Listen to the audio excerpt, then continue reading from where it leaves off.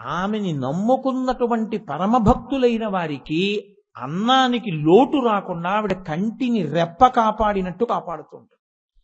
నేను మీకు ఒక ఉదాహరణ చెప్పాలి అంటే, అందుకే అమ్మవారి యొక్క స్వరూపాల్లో అన్నపూర్ణేశ్వరి అవతారం అత్యంత ప్రాముఖ్యతతో కూడుకున్నది. కావ్యకంఠ గణపతి ముని అని ఒక మహానుభావుడు ఉండేవారు. దక్షిణ దేశంలో భగవాన్ రమణుల యొక్క అంతేవాసి. ఆ కావ్యకంఠ గణపతి మునికి ఒక తమ్ముడు ఉండేవాడు.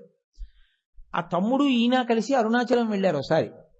అరుణాచలం వెడితే ఆ రోజు ఏకాదశి దేవి నవరాత్రుల్లో రాత్రి అయింది. ఈయన దగ్గర చిల్లిగవ్వ లేదు.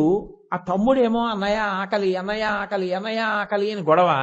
బ్రాహ్మణ వీధిలోకి వెళ్ళి కనపడ్డ ప్రతి ఇంటి ముందు నిలబడి, అమ్మా తమ్ముడు ఏడుస్తున్నాడమ్మా, కొంచెం అన్నం పెట్టండి అమ్మా అని అరుస్తున్నారు కావ్యకంఠ గణపతి ముని. అందరూ అన్నారు, అన్నం లేదయా ఇవాళ ఏకాదశి ఉపవాసం అన్నారు. వీడు ఎంత ఏకాదశి అయితే మాత్రం పిల్లలకైనా అన్నం వండుకున్న వాళ్ళు లేరా అనుకుంటూ ఆయన ఇంకా తమ్ముడు ఏడుపు చూడలేక భగవంతుణ్ణి ప్రార్థన చేస్తూ అమ్మవారిని ఒక శ్లోకం చదివారు. చదువుతూ వెళ్ళిపోతున్నారు. ఆ అరుగు మీద పడుకున్న బ్రాహ్మణుడు గభాలను లేచి అన్నాడు, ఏమండి మీరు అన్నం కోసం తిరుగుతున్నారా అన్నాడు. అవును అన్నారు ఆయన. అయ్యా ఎంత అదృష్టం, నా భార్యకి ఒక వ్రతం ఉంది, ఏకాదశి నాడు నోము చేసి సాయంకాలం 2 బ్రాహ్మణులకి ఔపోసన వడ్డిస్తుంది. ఎవ్వరూ దొరకలేదు, యాత్రికులు కూడా దొరకలేదు ఇవాళ. ఆఖరికి మా ఆవిడికి అన్నం లేదు, నాకు అన్నం లేదు, అన్నీ వండుకుని ఇలా పడుకున్నాం, రండి రెండని లోపలికి తీసుకెళ్ళాడు. అమ్మయ్యా అని కావ్యకంఠ గణపతి మునికి ఏకాదశి వ్రతం ఉండేది, ఆయన భోజనం చేసేవారు కాదు. 2 ఉంటే తప్ప ఆవిడికి నోము సిద్ధించదని ఆయన కూడా స్నానం చేసి మడిబట్ట కట్టుకుని భోజనానికి కూర్చున్నారు.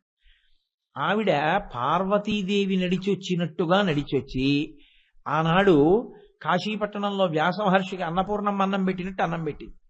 చక్కగా 2 కడుపు నిండా అన్నం తినేశారు. ఆవిడ కొంత ద్రవ్యాన్ని పెట్టి తాంబూలం ఇచ్చింది. ఈ తాంబూలాలు తీసుకుని 2 కడుపు నిండా భోజనం చేసి అమ్మయ్యా అని, అమ్మ భుక్తాయాసం ఎక్కడికి వెళ్ళలేం, అరుగు మీద పడుకుంటా ఉన్నారు. పడుకోండి. 2 బట్టల మూటలు తల కింద పెట్టుకుని పడుకుని నిద్రపోయారు.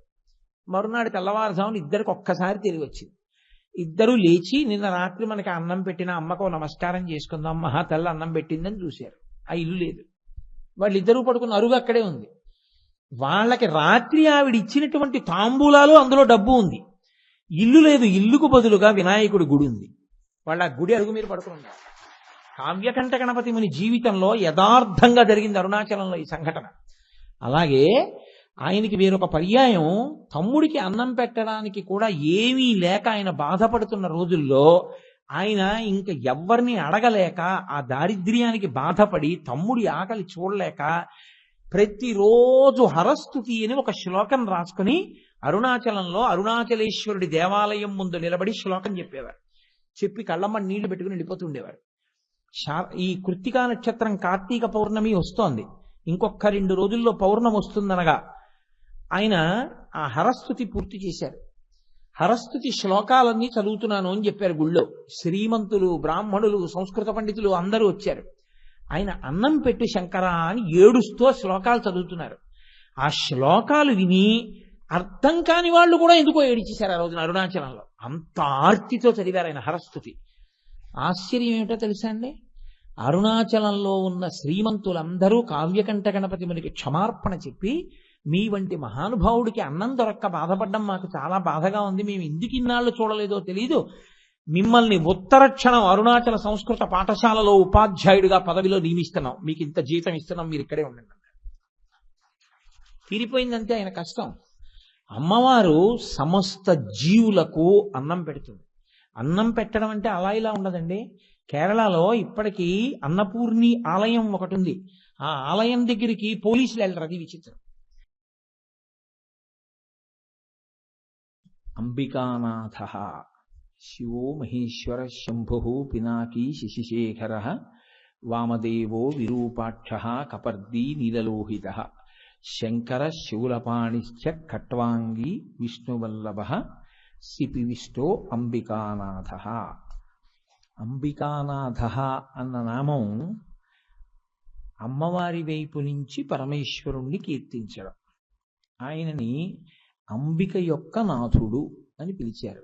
సాధారణంగా నాథ అన్న శబ్దం ఎప్పుడైనా ప్రయోగం చేస్తే ఆయన భార్య పేరుని చెప్తుంది. కానీ మీరు ఇందులో పట్టుకోవలసినటువంటి గొప్ప తత్వం ఒకటి అంతర్లీనంగా ఉంది.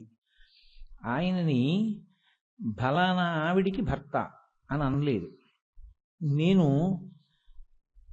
ఈశ్వరి భర్తని, అంటే నా భార్య పేరు ఈశ్వరి, ఈశ్వరి భర్తని అన్నాను అనుకోండి, పర్వాలేదు. లేదా మా తండ్రి గారు వీడి భార్య పేరు ఈశ్వరి అన్నారనుకోండి, పర్వాలేదు. నా కొడుకు ఈయన ఈశ్వరి భర్త అన్నాడనుకోండి, అది కొంచెం కటువుగా ఉంటుంది. కొడుకు అలా అనకూడదు. కొడుకు ఏమనాలంటే మా అమ్మగారు నాన్నగారు అంటేనే మర్యాద. తల్లికి తండ్రికి బిడ్డలు ఇచ్చేటటువంటి అత్యంత మర్యాద ఏమిటంటే, తండ్రి యందు ఈయన తల్లికి భర్తృ సంబంధం ఉన్నవాడు అన్న కోణంలో తల్లి పేరు చెప్పి తల్లికి ఈయన భర్త అని కానీ, తండ్రి పేరు చెప్పి ఈయనకి భార్య అని కానీ తల్లిదండ్రులను ఉద్దేశించి సంబోధన చేయకూడదు. అది అమర్యాదతో కూడుకున్నటువంటి ప్రయోగం. అలా అనం. బిడ్డలు ఎప్పుడూ తల్లిదండ్రులను అలా పలకరించారు. శివాష్టోత్తరంలో ఎంత మర్యాదా పురస్సరంగా మాట్లాడుతున్నారో చూడండి. ఆయన అన్నారు అంబికానాథ అన్నారు. అంబికానాథ, అంబిక అంటే ఎవరు? జగన్మాతృత్వ రూపిణి అంబిక.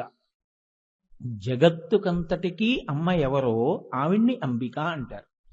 అంబిక పేరుగా కాదు అక్కడ వాడింది. అంబిక అంటే ఎవరు అన్నది మీరు చూడవలసి ఉంటుంది. మీకు నాకు కాదు, సమస్త జగత్తుకి ఆవిడ ఆ బ్రహ్మకీట జనని. ఆ బ్రహ్మకీట జనని అయినటువంటి అమ్మవారికి భర్త అయినటువంటి వాడు, అంటే మాకు నాన్నగారు అయినటువంటి వారు, అమ్మా నాన్నగారు అని చెప్పినట్టు. ఇప్పుడు అలా చెప్పవలసిన అవసరం ఎందుకు వచ్చింది? అమ్మని కీర్తనలోకి తీసుకొస్తున్నారు, ఇందులోకి స్తోత్రంలోకి. అంబికానాథ. ఇందులో మీరు ఒక గమ్మత్తు గమనించండి. జగత్తుకంతటికీ ఆవిడ తల్లి అయితే మరి లౌకికమైన తల్లి ఎవరు? లౌకికంగా కూడా అమ్మ ఉంటుందిగా. నాకు ఒక అమ్మ ఉంది, అలాగే మీ అందరికీ కూడా అమ్మగారు ఉంటారు. అలాగే ఒక కుక్కకి తల్లి ఉంటుంది, పందికి తల్లి ఉంటుంది, పిల్లికి తల్లి ఉంటుంది, అందరికీ తల్లి ఉంటారు. తల్లి లేని ప్రాణి లోకంలో ఉండదు. ఏ ప్రాణికైనా సరే తల్లి ఉండి తీరుతుంది. ఒక్కొక్కచో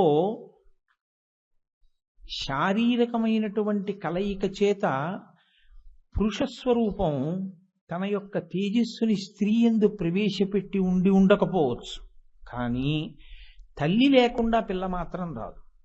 నేను ఎందుకు ఈ మాట అంటున్నానంటే, నెమలి ఉందనుకోండి, నెమలి మగనెమలి ఆడనెమలితో కలిసి శారీరకమైనటువంటి కలయికకి సంబంధించిన ప్రక్రియ లేదు. అది కేవలం మగనెమలి నల్లటి మబ్బుని చూసి సంతోషంతో నాట్యం చేస్తే దాని కంటి వెంట పడేటటువంటి ఆనంద ధారని ఆడనెమలి వెళ్ళి పట్టుకుని మింగుతుంది, మింగి గర్భం ధరిస్తుంది. మగనెమలి యొక్క స్పర్శ తిన్నగా ప్రత్యక్షంగా లేకపోవచ్చు, కానీ తల్లి లేకుండా పిల్లలు మాత్రం రారు.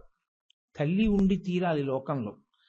ఈ మాతృస్వరూపమునందు లోకంలో బిడ్డలు పుట్టడము అనేటటువంటి ప్రక్రియ కొరకు అమ్మవారే తన అనుగ్రహంతో జీవుల యందు ప్రత్యేకించి స్త్రీ స్వరూపమునందు ప్రవేశించి ఆ మాతృత్వం అనేటటువంటి స్థితిని కల్పిస్తుంది.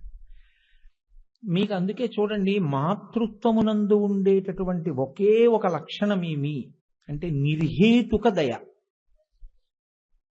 మిగిలిన వాటికి హేతు ఉంటుంది. నిర్హేతుకమైనటువంటి దయ ఎవరిది అంటే అమ్మ ఒక్కదాందే. నేను మీకు ఒక ఉదాహరణ చెప్తే మీరు బాగా పట్టుకుంటారు. అందరికీ అందమైన శిశువులే జన్మించాలనేం లేదు, వికృతమైనటువంటి శిశువులు జన్మిస్తారు. కొంతమందికి ఎదుగుదల లేకుండా ఉండిపోతారు, మానసికమైనటువంటి పరిణితి లేకుండా అలా ఉండిపోతారు. 40 ఏళ్ళు వచ్చినా 50 ఏళ్ళు వచ్చినా అలాగే ఉండిపోతారు. కానీ అమ్మతనం మాత్రం చెక్కు చెదరదు. పిల్లవాడు ఎంత బలహీనుడైతే అమ్మతనం అంత గట్టితనాన్ని పొందుతుంది. అమ్మ వెంపర్లాట అంతా దేనికోసం అంటే, అయ్యో వీడు చాలా అమాయకుడు, వీడికి ఏం తెలియదు, వీడికి బలం లేదు, వీడు ఎలా వృద్ధిలోకి వస్తాడు, వీడిని ఎవరు చూస్తారు, వాడి గురించే అమ్మ వెంపర్లాట ఉంటుంది. అందుకే తన శరీరములో వేరొక ప్రాణి ఊపిరి పోసుకోవడానికి బయటికి వచ్చినటువంటి ప్రాణికి ఉత్తర క్షణం తన శరీరంలో ఉన్నటువంటి శక్తిని ఆహారంగా మార్చి ఇచ్చేటటువంటి ప్రక్రియ, పుట్టినటువంటి ఆ గుడ్డుని, ఆ శిశువుని, ఆ పసికందుని వెంటనే ప్రేమతో ఆలింగనం చేసుకునేటటువంటి స్వభావము స్త్రీ యందు అమ్మవారు నిక్షేపించింది. అందుకే ఈ జాతి ఎంత గౌరవాన్ని ఇచ్చిందంటే స్త్రీకి, ఆమె లేని నాడు సృష్టి లేదు ఇంకా. అసలు మళ్ళీ ఆ తర్వాత ఇంకొక ప్రాణి పుట్టడం అనేటటువంటిది లేదు. అందుకే ఏవి సృష్టికి అత్యంత ప్రధానములో వేరొక ప్రాణి ఈ భూమి మీద తిరగడం అనేటటువంటిది అత్యంత ప్రధానమైనటువంటి స్థితిలో స్త్రీ యొక్క శరీరమునందు ఉండేటటువంటి ఏ అవయవములున్నాయో అవి భూమిని తాకడాన్ని శాస్త్రం అంగీకరించలేదు, అవి గౌరవింపబడుగాక. కాబట్టి ప్రత్యేకించి మాతృసూచన అయినటువంటి స్తనములు భూమికి తగలనివ్వరు. అందుకే స్త్రీ సాష్టాంగ నమస్కారం నేల మీద తగిలేటట్టుగా చెయ్యరు. అంత గౌరవాన్ని ఇచ్చింది శాస్త్రం. మోకాళ్ల మీద మోచేతుల మీద చేస్తే చాలు, సాష్టాంగ నమస్కారం చేసేసినట్టే స్వీకరిస్తాడు ఈశ్వరుడు. తల్లికి శాస్త్రము ఈశ్వరుడు కూడా అంత గొప్పతనాన్ని ఇచ్చాడు. కానీ మీరు ఇందులో ఉన్నటువంటి చిన్న పరిమితిని ఒకదాన్ని గమనించవలసి ఉంటుంది. ఈ తల్లి ఒక స్థానము, ఆమె ఎంత దయాస్వరూపిణి అయినా, ఆమె ఎంత సృష్టి చేయడంలో ప్రధాన పాత్ర పోషిస్తున్నా, ఆమె తన కడుపులో పిండం పెరగడానికి అవకాశం ఇచ్చినా, తాను తిన్న పదార్థం జీర్ణమైనప్పుడు అందులో ఉన్నటువంటి శక్తిని నాభిగొట్టం ద్వారా పిల్లవాడికి చేరేటట్టుగా అమరిక ఏర్పాటు చేయబడి ఉన్నా, ఇన్ని ఉన్నా తల్లి పాత్రకు ఒక పరిమితి ఉంది. ఏమిటి ఆ పరిమితి అంటే, ఆమె శాశ్వత స్థానం కాదు జీవుడికి.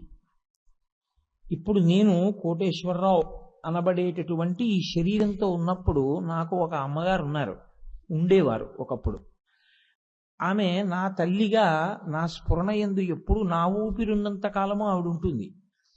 ఆ తల్లి ఈ శరీరానికే. దీని తర్వాత ఒకవేళ నేను మళ్ళీ శరీరం తీసుకోవలసి వస్తే ఆమె తల్లి అవుతుందనేం లేదు.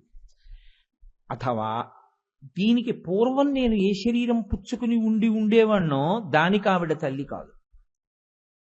ఇప్పుడే ఆవిడ నాకు తల్లి. తర్వాత ఎవరి పుణ్యపాపములు వాళ్ళవి. ఆవిడ తల్లి కావచ్చు, తండ్రి కావచ్చు, లేదా ఆమె అదే జీవుడికి మళ్ళీ తల్లి కావచ్చు. కానీ ఎప్పుడూ అన్ని జన్మలలోనూ ఆ తల్లి ఆ బిడ్డే తల్లి బిడ్డలుగా ఉంటారని మాత్రం లేదు. అలా ఉండరు. మా అమ్మగారే మళ్ళీ నాకు అమ్మవడం కోసం అని చెప్పి ఎదురు చూస్తూ ఉండడం అనేటటువంటి ప్రక్రియ ఏమి ఉండదు. తల్లి స్థానం మారిపోతుంటుంది జీవుడికి. కానీ జీవుడికి తల్లి స్థానం మారినా ఏ తల్లి ఉండనివ్వండి, అది కుక్కకి తల్లి కానివ్వండి, ఎద్దుకి దూడకి తండ్రి కానివ్వండి, పిల్లికి తల్లి కానివ్వండి, ఆ తల్లితనంలో ఉన్నటువంటి గొప్పతనం మాత్రం దయ.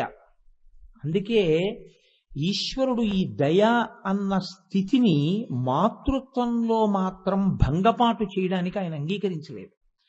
అందుకే అది ఎంత క్రూర మృగం అవనివ్వండి, దానికి కంటికి పొర ఉన్నంతసేపు మాత్రమే తన పిల్లల్ని తాను తినేస్తుంది. అలా తినకపోతే క్రూర మృగాలు పెరిగిపోతాయి. అందుకని దానికి కొంతకాలం బిడ్డలు పుట్టిన తర్వాత కన్ను కనపడకుండా పొర కమ్మేటట్టు పిచ్చి ఆకలి పుట్టేటట్టు చేస్తాడు ఈశ్వరుడు. ఆ పిచ్చి ఆకలి తిరగలేదు, వెళ్ళలేదు ఆకలి, అందుకని తడిమి తన బిడ్డ అని తెలియక తినేస్తుంది. చిదిరినవి ఉంటాయి కొన్ని, అంటే కొంచెం దూరంగా వెళ్ళిపోయిన ఉంటాయి. ఆ పొర విడిచిపెట్టగానే గుర్తుపడుతుంది, ఇది నా తనూభవ, ఇది నా బిడ్డ అని. అంతే.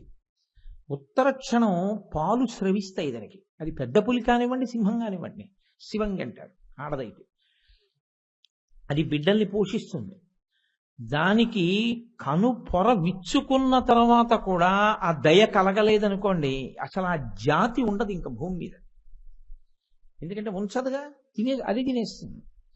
కానీ దానికి కంటి పొర విచ్చిందో అది చూసి చూడగానే దానికి దయ కలుగుతుంది. దయ కలిగితే అది ఏం చేస్తుందంటే దానికి పాలిస్తుంది, పెంచి పెద్ద చేసి దానితో పాటు తీసుకెడుతుంది. తాను వేటాడుతుంది, దానికి వేట నేర్పుతుంది, తాను తింటుంది, దానికి పెడుతుంది. కాబట్టి అత్యంత క్రూర మృగానికి కూడా మాతృత్వమునందు దయ అన్న మాటని మాత్రం ఈశ్వరుడు చెరపలేదు.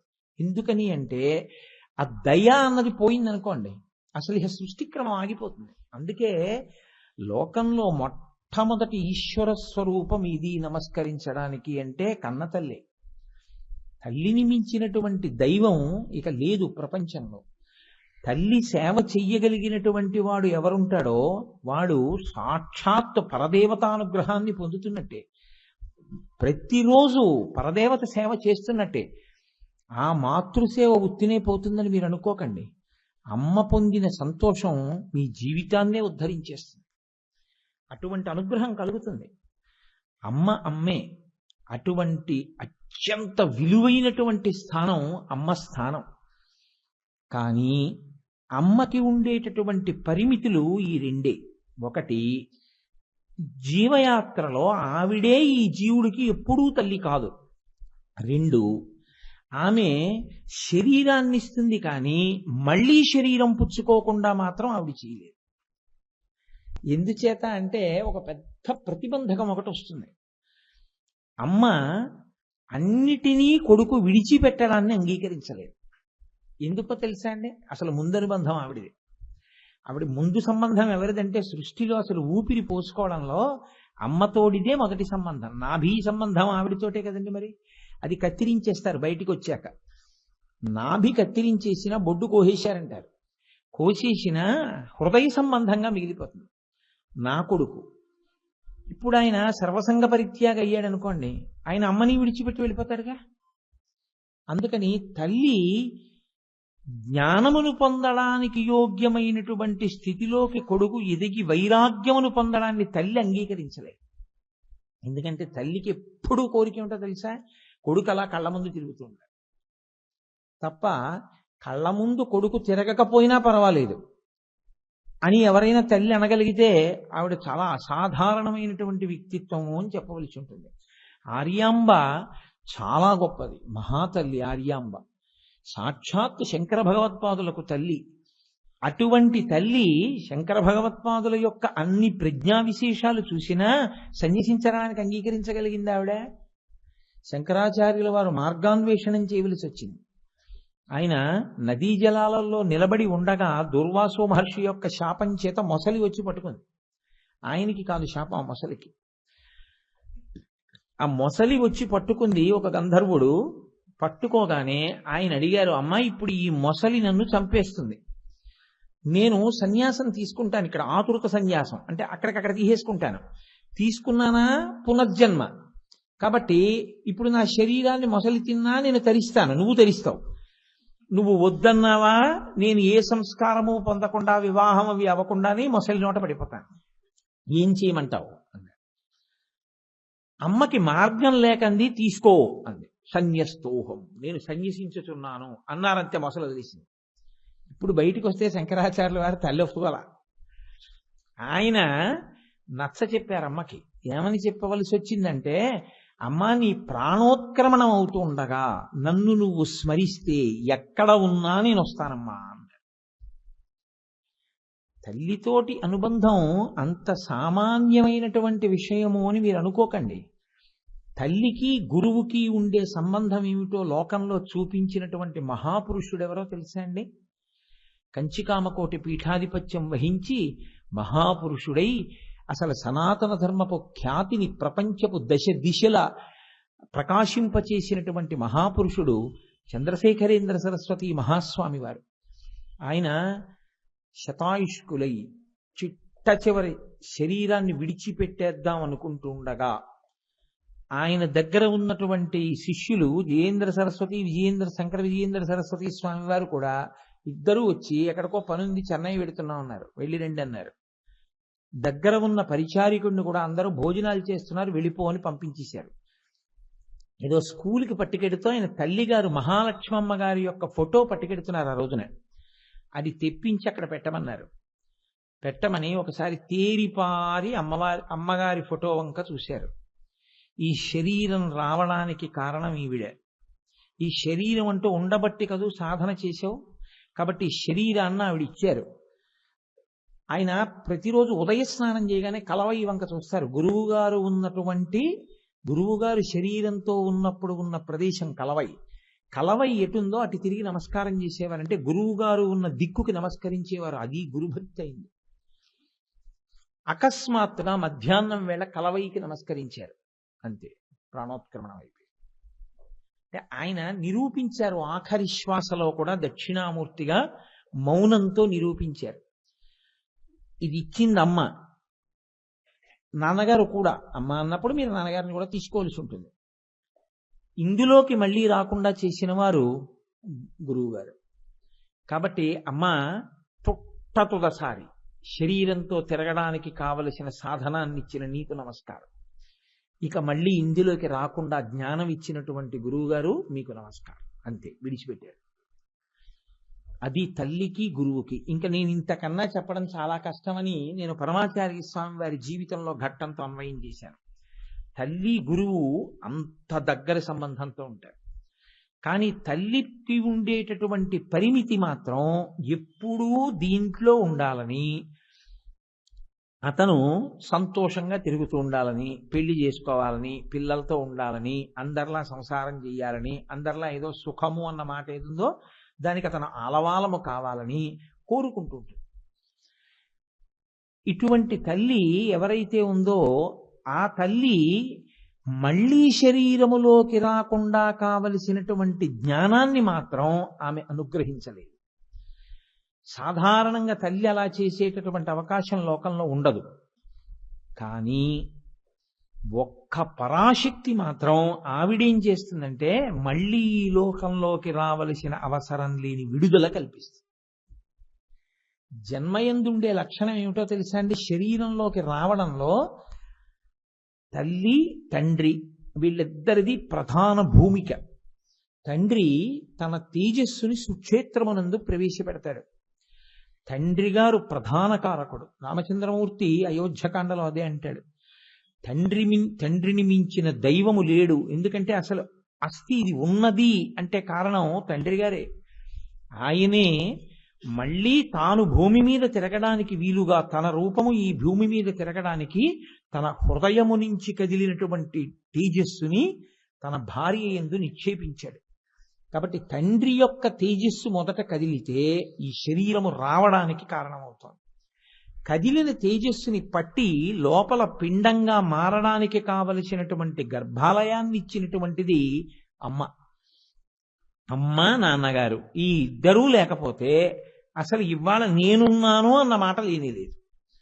ముందు వాళ్ళిద్దరు ఉండబట్టి ఇది ఉంది. కాబట్టి తల్లిదండ్రుల్ని స్మరించనివాడు, తల్లిదండ్రులను చూడనివాడు, తల్లిదండ్రులకు నమస్కరించనివాడు, తల్లిదండ్రులు శరీరం విడిచిపెడితే తద్దినం పెట్టనివాడు, తల్లిదండ్రుల ఫోటో ఇంట్లో లేనివాడు ఎంత మంచివాడుగా కనపడ్డా మీరు స్నేహం చెయ్యక్కర్లేదు. ఎందుకంటే వాడిని మించిన కృతజ్ఞుడు ప్రపంచంలో ఇంకోడు లేడు. అసలు వాడు ఉన్నాడు అనడానికి ఎవరు కారణమో వాళ్ళ గురించే వాడికి ఏమీ పట్టింపు లేదు. వాడు మీ గురించి పట్టించుకుంటాడని మీరు ఎలా నమ్ముతారు? వాడితో మీకెందుకు స్నేహం? అందుకే తల్లిదండ్రుల శరీరం పడిపోయిన వాళ్ళ ఇంటికి వెళ్ళినప్పుడు వాళ్ళ ఇంట్లో తల్లిదండ్రుల ఫోటో కనపడకపోతే మీరు ఇంకా స్నేహం చేయక్కర్లేదు. తల్లిని తండ్రిని చూడడం అన్నది చేతకాని వాడైతే వాడితో కూడా స్నేహం అక్కర్లేదు. తల్లి తండ్రి అంత గౌరవనీయమైనటువంటి స్థానం, అంత పూజనీయమైనటువంటి స్థానం. ఒక వ్యక్తి స్థాయిలో, ఒక జీవి స్థాయిలో తల్లిదండ్రులంత గొప్పవాళ్ళైతే జగత్తుకంతటికీ తల్లిదండ్రులు పార్వతీ పరమేశ్వరులు. అందుకే సంస్కృత భాష నేర్చుకునే వాళ్ళందరూ ముందు చెప్పే ప్రార్థనా శ్లోకం ఏమిటంటే వాగర్ధావివ సంపృక్తౌ వాగర్ధ ప్రతిపత్తయే జగత పితరౌ వందే పార్వతీ పరమేశ్వరౌ. వాళ్ళిద్దరు ఎలా కలిసి ఉంటారు అంటే వాక్కు అర్థము ఈ రెండు ఎంతగా కలిసి ఉంటాయో పార్వతీ పరమేశ్వరులు అంతగా కలిసి ఉంటారు. వాళ్ళు ఒక జీవుడికి తల్లిదండ్రులు కారు, సమస్త జగత్తుకి తల్లిదండ్రులు. మాతా చ పార్వతీదేవి, పితాదేవో మహేశ్వర, బాంధవ శివభక్తాశ్చ స్వదేశో భువనత్రయం. ఆ పార్వతీ పరమేశ్వరుల యొక్క బిడ్డలైనటువంటి వాళ్ళని తల్లిదండ్రుల్ని స్మరించేటటువంటి భక్తులు ఎవరున్నారో వాళ్ళు మాకు బంధువులు. తల్లిదండ్రుల్ని స్మరించని వాళ్ళు ఎవరున్నారో ఆ పార్వతీ పరమేశ్వరుల్ని స్మరించని వాళ్ళు, వాళ్ళతో మాకు బంధుత్వం అక్కర్లేదు. కాబట్టి మాతా చ పార్వతీదేవి, పితాదేవో మహేశ్వర, బాంధవా శివభక్తాశ్చ స్వదేశో భువనత్రయం. భువనత్రయం మా ఇల్లు. అలా చెప్పారు శంకర భగవత్పాదులు. ఎందుకని? జగద్గురువులు కనుక మనం చేరవలసిన మార్గాన్ని నిర్దేశం చేశారు. మీరు చూడండి, లోకంలో పోషణ అని ఒక మాట ఉంటుంది. ఇది బయటికి వచ్చిన తరువాత పోషణలో కొంత వయసు దాటిపోయిన తరువాతది మాత్రమే మనకి తెలుసు. మా అమ్మగారు నాకు పాలిచ్చి పెంచినటువంటి స్థితి నాకు జ్ఞాపకంలో లేదు. నాకు కాదు, ఎవరికీ జ్ఞాపకం ఉండి ఉండకపోవచ్చు. కానీ మా అమ్మగారు పరమ సంతోషంగా నాకు ఇష్టమైనటువంటి పదార్థాలు, నేను చిన్నతనంలో ఏవి ఇష్టపడి తినేవాణ్ణో అవి మా అమ్మగారు ఎంతో ప్రేమతో నాకు వండి పెట్టినటువంటి రోజులు నా ఊపిరి ఉన్నంత కాలం నాకు జ్ఞాపకం ఉంటాయిగా. నా పుట్టినరోజు వస్తే నీకేం కావాలి అని నన్ను అడగకుండా నాకు అత్యంత ప్రీతిపాత్రమైన పదార్థాన్ని నా జీవితంలో చెయ్యగలిగినటువంటి మొట్టమొదటి వ్యక్తి మా అమ్మ ఒక్కతే. ఎందుకో తెలుసా అండి? నా భార్య కూడా నన్ను అడుగుతుంది మొదట్లో, పెళ్ళైన కొత్తల్లో, ఏమంటే పుట్టినరోజు వస్తుంది ఏం చేయమంటారంట. ఎందుకంటే ఆమెకి ఎలా తెలుస్తుంది నా అభిరుచి? తెలియదు. 10 ఏళ్ళు అయ్యాక కూడా అడిగితే అంతకన్నా దారుణం ఇంకోటి లేదు. 10 ఏళ్ళు అయ్యాక ఇంకా అడగకూడదు. 10 ఏళ్ళేమి 2 ఏళ్ళు అయిన తర్వాతే అడగకూడదు. అలా చేసేయగలగాలి. అందుకే కదా భార్యాస్థానం అంత గొప్పదైంది. అమ్మ మాత్రం అసలు ఎప్పుడు అడగదు. ఎందుకో తెలుసా అండి? ఆవిడ చెప్పేస్తుంది అంతే. వాడికి ఇది పడదండి అంటుంది. వాడికి అది ఇష్టం, కానీ వాడికి అది పడదు, ఎక్కువ పెట్టకండి అంటుంది. వాడికి ఇది ఇష్టం, అందుకని ఇది ఇంకొంచెం ఉంచి వాడికి పెడతానంటుంది. ఇది అమ్మతనానికి ఉన్నటువంటి గొప్పతనం. అందుకే అమ్మ అన్న స్థానంతో సమానమైన స్థానం ఇక ఈ ప్రపంచంలో ఉండదు.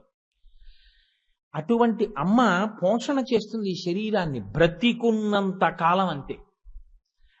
ఆవిడికి మనం పెట్టాం అనుకుంటాం కానీ ఆవిడ అసలు లోపల ఎప్పుడు ఏమంటుంటుందో తెలుసా అండి? వీడు తిన్నాడే, వీడు తిన్నాడే, వీడు తిన్నాడా అంటుంటుంది. అమ్మ అన్న మాటకు అర్థం బిడ్డ తిన్నాడా అని పలవరించడమే. ఇది మీకు వండి పెట్టడం దగ్గర బహుశా మీకు తెలుసు. అంతకు పూర్వం ఆవిడ మీకు పసిబిడ్డడిగా ఉన్నప్పుడు పాలు పట్టింది, అది తెలియదు. అంతకన్నా ముందు ఈ కడుపులో మీరు జీవుడిగా అమ్మ కడుపులో ఉన్నారు, అప్పుడు కూడా జీవుడికి ఆకలి ఉంది.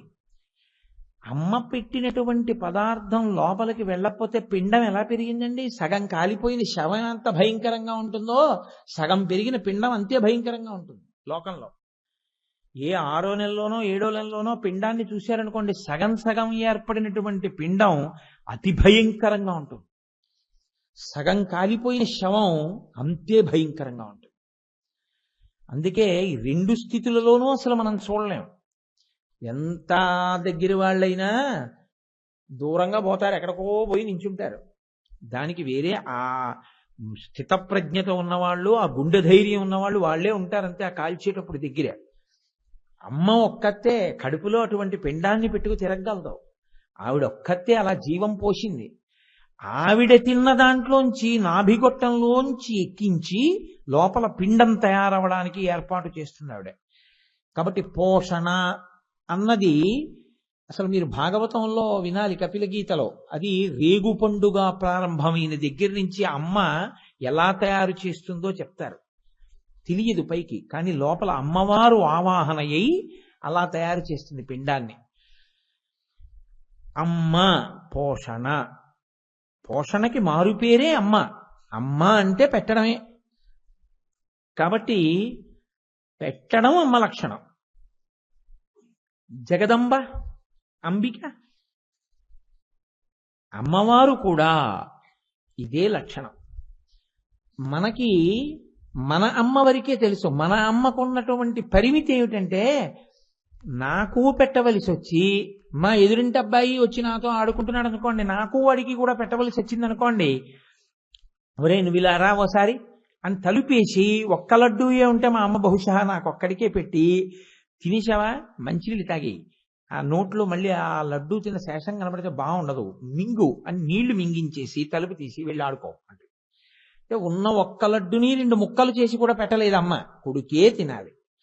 ఎదురింటి పిల్లవాణ్ణి నన్ను ఒక్కలా అమ్మ చూడగలదా అంటే నేను అంత కితాబు ఇవ్వలేను. తల్లి అలా చూడగలిగితే తల్లితనానికి ఒక విస్మృతి వచ్చేస్తుంది. అలా ఉండదు, ఏ బిడ్డ మీద ఆ తల్లికి మమకారం. జగన్మాతకి అలా ఉండదు. ఆవిడ చీమ నుంచి ఏనుగు వరకు సమస్త జీవకోటికి ఆవిడ తల్లి. అది అంబిక అంటే. ఇప్పుడు అసలు సృష్టి అన్న మాట ఎక్కడ ఏర్పడిందండి? తండ్రి తల్లి కలయికలో కదూ పిండానికి పోషణ, పిండం ఏర్పడ్డం. ఇప్పుడు ఈ జగత్ ఏర్పడాలంటే ఆద్య కుటుంబినే, మొట్టమొదట తల్లిదండ్రులు ఉండాలి దీనికి. ఎవరు మొదటి తల్లిదండ్రులు? పార్వతీ పరమేశ్వరులే. పార్వతీ పరమేశ్వరులు మొదటి తల్లిదండ్రులైతే శివుడికి ఇచ్చ ఉండాలి కదూ. ఈ సృష్టి చెయ్యాలన్న ఇచ్చ ఏర్పడితేనే కదూ అసలు పార్వతీదేవి ఈ లోకాల్ని సృజించడం అన్న మాట వస్తుంది. ఆయన కామేచ్ఛ లేనివాడు, కాముణ్ణి కాల్చేశాడు ఆయన. అందుకొచ్చింది ఆవిడ గౌరవం. శివనామంలో శివాష్టోత్తరంలో ఆవిడ్ని స్తుతి చెయ్యవలసిన అవసరం ఎందుకు వచ్చిందో తెలుసా అండి? జీవులు జీవులుగా ఉండిపోతారు, వాళ్ళకి అసలు శరీరాలు లేవు. శరీరం ఉంటే కదా, ఇది తెప్ప. నది ఉందండి, మీరు నది ఆవలి ఒడ్డున ఉన్నారు, అన్నీ ఉన్నాయి, తప్పే లేదు. ఇంకో గంటలో వరద వచ్చేస్తోంది, పైనుంచి వర్షాలు పడ్డాయన్నారు. దాటడానికి మీకేం కావాలి? మీకు ఇతరత్ర మీ దగ్గర చెక్కు బుక్కులు, ఎల్ఐసి పాలసీలు, ఎడ్యుకేషనల్ క్వాలిఫికేషన్స్, మీ స్వర్ణ కంకణాలు, మీ ఉంగరాలు, మీ వాచీలు, ఇవన్నీ మిమ్మల్ని రక్షించవు. ఒక తెప్ప ఉంటే మీరు దాటుతారు ఇట్నించటు. ఈశ్వరుణ్ణి చేరడానికి కావలసినటువంటి తెప్ప ఈ శరీరం. దీంతోనే పుణ్య సాధన చెయ్యాలి, ధర్మాచరణం చెయ్యాలి. మరి ఈ శరీరం రావాలంటే లోకంలో జీవకోటి ఎంత శరీరాలు పొందాలి, పాపపుణ్యాలు క్షయమైపోతూ ఉండాలి. ఏదో శరీరాల్లోకి వెళ్ళాడు అనుకోండి, వాడు పాపం పోతుంది, పోయి ఎప్పుడో అప్పుడు వస్తాడు మనుష్య జన్మలోకి. మనుష్య జన్మలోకి వచ్చిన వాడు సాధన చెయ్యాలి. ఇవన్నీ జరగాలి అంటే, ఉపాధులు రావాలి అంటే పరమేశ్వరుడికి ముందు ఇచ్చ కలగాలి, సృష్టి చేద్దామని. ఆయనకి సృష్టి చేద్దామన్న ఇచ్చ లేకపోగా లోకమంతా సృజింపబడితే బావుండును అన్న కోరికతో మన్మధుడు ఎదురుగుండా పెడితే మన్మధుడిని కాల్చేశాడు. మన్మధుణ్ణే కాల్చేసిన వాడు ఇంకా లోకాన్ని ఎలా ఏం సృష్టిస్తాడండి? మీరు కొంచెం జాగ్రత్తగా అర్థం చేసుకోండి సుమా. ఇంతకన్నా నేను కిందకి దిగొచ్చి మాట్లాడితే బాగుండదు. అది ఆడపిల్లకి పెళ్ళై భర్త వచ్చి భర్త స్థానంలో ఉన్నటువంటి వ్యక్తి భార్య యందు అనురాగ దృష్టితో చూస్తే కదూ సంతానం కలగడం. అసలు ఆయనకి ఆ అనురాగ దృష్టి లేదు, ఆయన పరమజ్ఞాని, తనలో తాను రమిస్తూ ఉంటాడు. కాబట్టి ఆయన ఇచ్చ లేదు, కదలిక లేదు. అది ఎలా ఉంటుందంటే తరంగములు లేనటువంటి నీరు ఎలా ఉంటుందో చెరువు అలా ఉంటాడు శివుడు. తనలో తాను రమిస్తూ ఉండిపోయాడు మొదట్లో. ఇప్పుడు ఈ కదలిక లేనటువంటి శివుడికి కదలిక కల్పించాలి. ఎవరు కల్పించాలి లోకంలో అంటే? ఇంతకన్నా మార్గం లేక నేను ఇలా చెప్పవలసి వస్తోంది. నేను అనబడేటటువంటి లోపల ఉన్న జీవుడు అన్న స్థాయిలో ముందనుకోండి. జీవుడు ఈ శరీరంతో బయటకు వస్తే కదూ నేను ఉపన్యాసం చెప్పడం, దీంతో వస్తే కదో సంధ్యావందనం చేయడం, దీంతో వస్తే కదో గుడికి ప్రదక్షిణం చేయడం, దీంతో వస్తే కదూ నేను ఈశ్వరుణ్ణి చేరుకునే మార్గానికి వెళ్ళడం. అసలు నేను ఈ శరీరంలోకి రావాలంటే మా నాన్నగారి తేజస్సు మా అమ్మగారిలోకి ప్రవేశించాలా? అసలు మా నాన్నగారు నిష్కాముడై కూర్చునుంటే ఇక నేను సృజింపబడతానా? మా నాన్నగారికి నేను సృజింపబడాలన్న కోరిక పుట్టడానికి కారణం ఏమిటి? కాముడి బాణం నాన్నగారి మీద పడాలి కదండి. ఈ విశ్వ సృష్టి యందు లోకాలన్నింటినీ సృజిద్దామన్న కోరిక కలగాలంటే పరమేశ్వరుడైనా అంతే, కాముడి బాణాన్ని అంగీకరించాలి. ఆయన కాముడిని కాల్చేత పడేశాడు. ఇప్పుడు ఈ లోకం ఉంటుందా? ఎవరుంటారు? ఆయన ఆవిడే ఉంటారు. ఉంటే నష్టం ఏమిటండి? హాయిగా అలా ఉండిపోవచ్చు కదా. పిల్లలు ఉన్న వాళ్ళందరూ ఏం పెద్ద సంతోషిస్తున్నారు, మాకు పిల్లలు లేకపోతే మాత్రం ఏం గొడవ ఉంది, పోన్లు ఎదురు మాకు పిల్లలు పుట్టలేదని సంతోషించే దంపతుల్ని మీరు ఎక్కడన్నా చూశారా పిల్లలు లేని వాళ్ళని? అలా ఉండరు. కష్టమో నిష్ఠూరమో పిల్లలు ఉండాలండి అంటారు. ఆ పిల్లలు లేరనుకోండి, చెయ్యని నోము ఉండదు, చెయ్యని వ్రతం ఉండదు.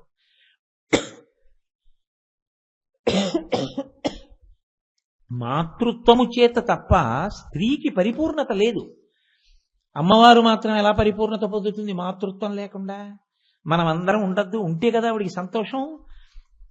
కాబట్టి ఇప్పుడు ఆవిడంది, ఓయ్ పిచ్చి మన్మధుడా, నువ్వా ఈయన్ని సృష్టికి సుముఖుణ్ణి చెయ్యగలిగిన వాడివి? నువ్వా?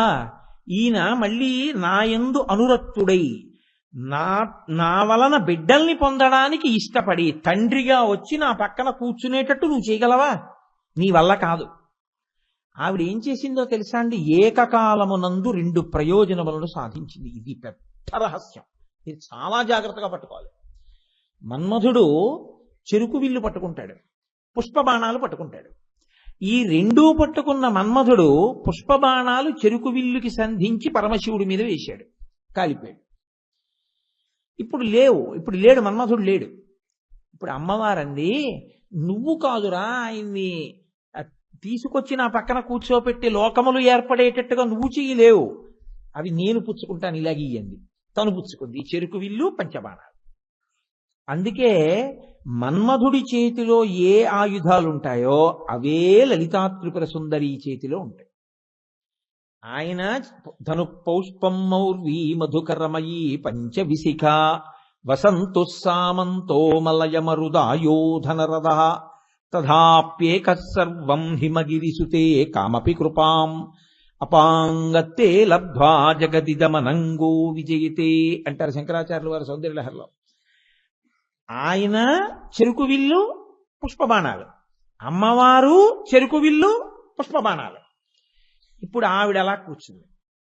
మన్మధుడు అవి పట్టుకుంటే లొంగని శివుడు ఆవిడివి పట్టుకుంటే లొంగి వచ్చి ఆవిడ మెడలో తాళి కట్టి పక్కన కూర్చున్నాడు. ఇది ఆవిడ చేసిన ఉపకారం.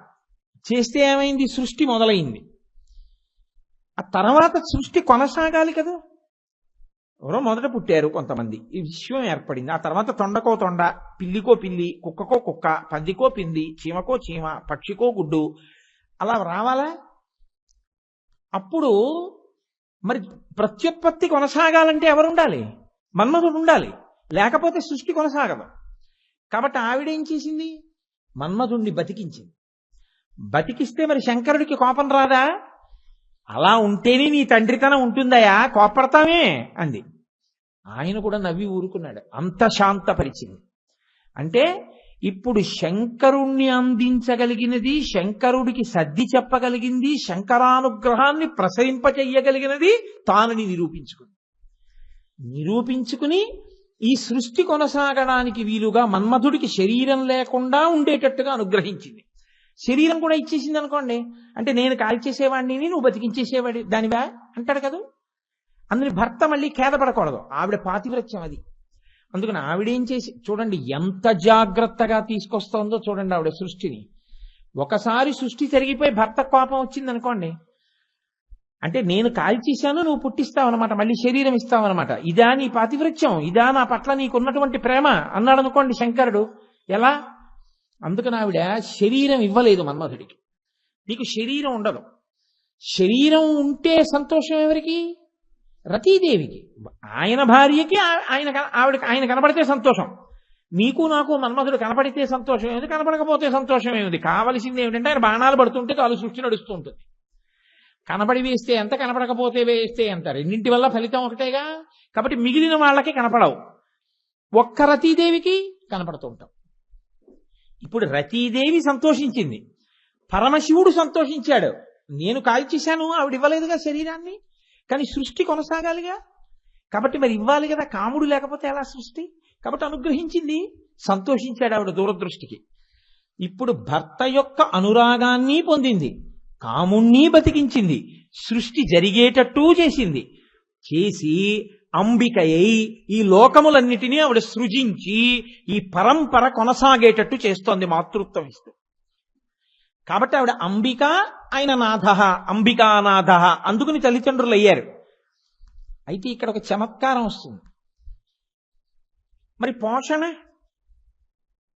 ప్రతి తల్లి కడుపులో బసవ పురాణంలో పాల్కురికి సోమనాథుడు అంటాడు, మొగ్గ ఉంటుంది. ఓ మల్లె మొగ్గ ఉందనుకోండి, ఇంత చిన్ని మల్లె మొగ్గ వస్తుంది మొదట. ఆ చిన్ని మల్లె మొగ్గని మీరు సువాసన మల్లె మొగ్గలో ఉండాలి కదా అని చెప్పి మీరు ఇలా తుంపేసి బాగా రెక్కలు విప్పేసి చిన్న మల్లె మొగ్గలో వాసన చూశారనుకోండి, పసరిక కంపు ఉంటుంది, సువాసన ఉండదు. ఆ మల్లె మొగ్గే ఇంకొక వారం రోజులు పోయిన తర్వాత సాయంకాలం తనే విచ్చుకుందనుకోండి, మీరెళ్ళి వాసన చూడక్కర్లేదు, మీరు మేడెక్కుతుంటే వాసన వస్తుంది. ఇతపూర్వం మల్లె మొగ్గలో లేని సువాసన వారం రోజుల తర్వాత విచ్చుకున్న మల్లె పువ్వులోకి వచ్చినట్టు, కన్నెపిల్లగా ఉన్నప్పుడు వెళ్ళి ఎవరైనా సరే పొద్దున నీకు పిల్లలు పుట్టినప్పుడు తెలిసి వస్తుంది లేవే అంటే, చీ ఊరుకో, నాకు పిల్లలేంటి అంటుంది. నిజంగా తన కడుపున ఇలా పిల్లాడో పిల్లో పుట్టింది అనేటప్పటికీ విచ్చుకున్న మల్లె పువ్వులో సువాసనలా, నా మాటలు కావు, పాల్కురికి సోమనాథుడి మాటలు చెప్తున్నాను నేను, విచ్చుకున్న మల్లె పువ్వులోని సువాసనలా ఆమెలో పాలు స్రవిస్తాయి. అది అమ్మవారు. ఆ తల్లి అనుగ్రహమే సృష్టి నిలబడేటట్టు, సృష్టి పెరిగేటట్టు చేస్తోంది. ఇలా చెయ్యగలిగిన సమర్థురాలు ఆవిడ. ఆవిడ పోషణ భారం కూడా అలాగే స్వీకరిస్తుంది. సమస్త ప్రపంచానికి ఆవిడే పోషిస్తుంది. ఎలా పోషిస్తుంది? ఆహారము ఏర్పడడానికి కారణం ఏమిటో తెలుసా అండి? కేవలము సూర్యుడు చంద్రుడు, వాళ్ళిద్దరి వల్లే ఆహారం వస్తుంది. పచనము అగ్నిహోత్రం వల్ల అవుతుంది. ఒకవేళ పచనం చేసే ఆహారం మీకు దొరకకపోయినా ఒక్కొక్కసారి వండుకోవడానికి అవకాశం లేదు, 0 డిగ్రీల కన్నా కూడా తగ్గిపోయింది ఉష్ణోగ్రత, మీకు పొయ్యి కూడా వెలగదు, కానీ బ్రతకవచ్చు. ఎలా బ్రతకవచ్చు? ఓ యాపిల్ పండు తినేసి బతికేయచ్చు, కాసిన్ని పాలు తాగి బతికేసేయచ్చు, ఇన్ని వేరుశనగ గింజలు తిని బతకచ్చు, 4 బాదం పప్పులు తిని బతకచ్చు. అగ్నిహోత్రంతో పచనం చేసిన పదార్థం దొరకనప్పుడు కూడా బతకచ్చు. కానీ సూర్యచంద్రులు లేకపోతే మాత్రం ఆహారం లేదు. ఎందుకో తెలుసా అండి? సమస్తమైన వృక్షములు కిరణజన్య సంయోగ క్రియతోటే ఆహారాన్ని తయారు చేస్తాయి. ఆకులు, కాయలు, పళ్ళు అన్నీ, ఇవన్నీ సూర్యుడి వల్లే వస్తాయి. సూర్యుడు తయారు చేసిన ఆహారంలోనే వ్యాధి కూడా వస్తుంది. మీరు తినకూడనిది తిన్నారనుకోండి, వ్యాధి వస్తుంది, లోపల శరీరం దాన్ని అంగీకరించకపోతే. ఇప్పుడు ఆ వ్యాధిని తగ్గించేది ఎక్కడి నుంచి వస్తుంది? చంద్రుడి యొక్క కిరణములలోంచి ఓషధులు ప్రకాశిస్తాయి. ఆ ఓషధి తింటే వ్యాధి ఉపశమిస్తుంది. కాబట్టి ఇప్పుడు సూర్యచంద్రుల వలన ఈ జగత్తంతా బతుకుతోంది. సూర్యచంద్రులిద్దరినీ అమ్మవారు తాటంకయుగళీభూత తపనోడుపమండల చివి తాటంకములుగా పెట్టుకుని ఈ లోకాన్నంతటినీ ఆవిడ పోషిస్తోంది. ఆవిడ పోషకకర్త కాదు, ఆమెని నమ్ముకున్నటువంటి పరమభక్తులైన వారికి అన్నానికి లోటు రాకుండా ఆవిడ కంటిని రెప్ప కాపాడినట్టు కాపాడుతుంటారు. నేను మీకు ఒక ఉదాహరణ చెప్పాలి అంటే, అందుకే అమ్మవారి యొక్క స్వరూపాల్లో అన్నపూర్ణేశ్వరి అవతారం అత్యంత ప్రాముఖ్యతతో కూడుకున్నది.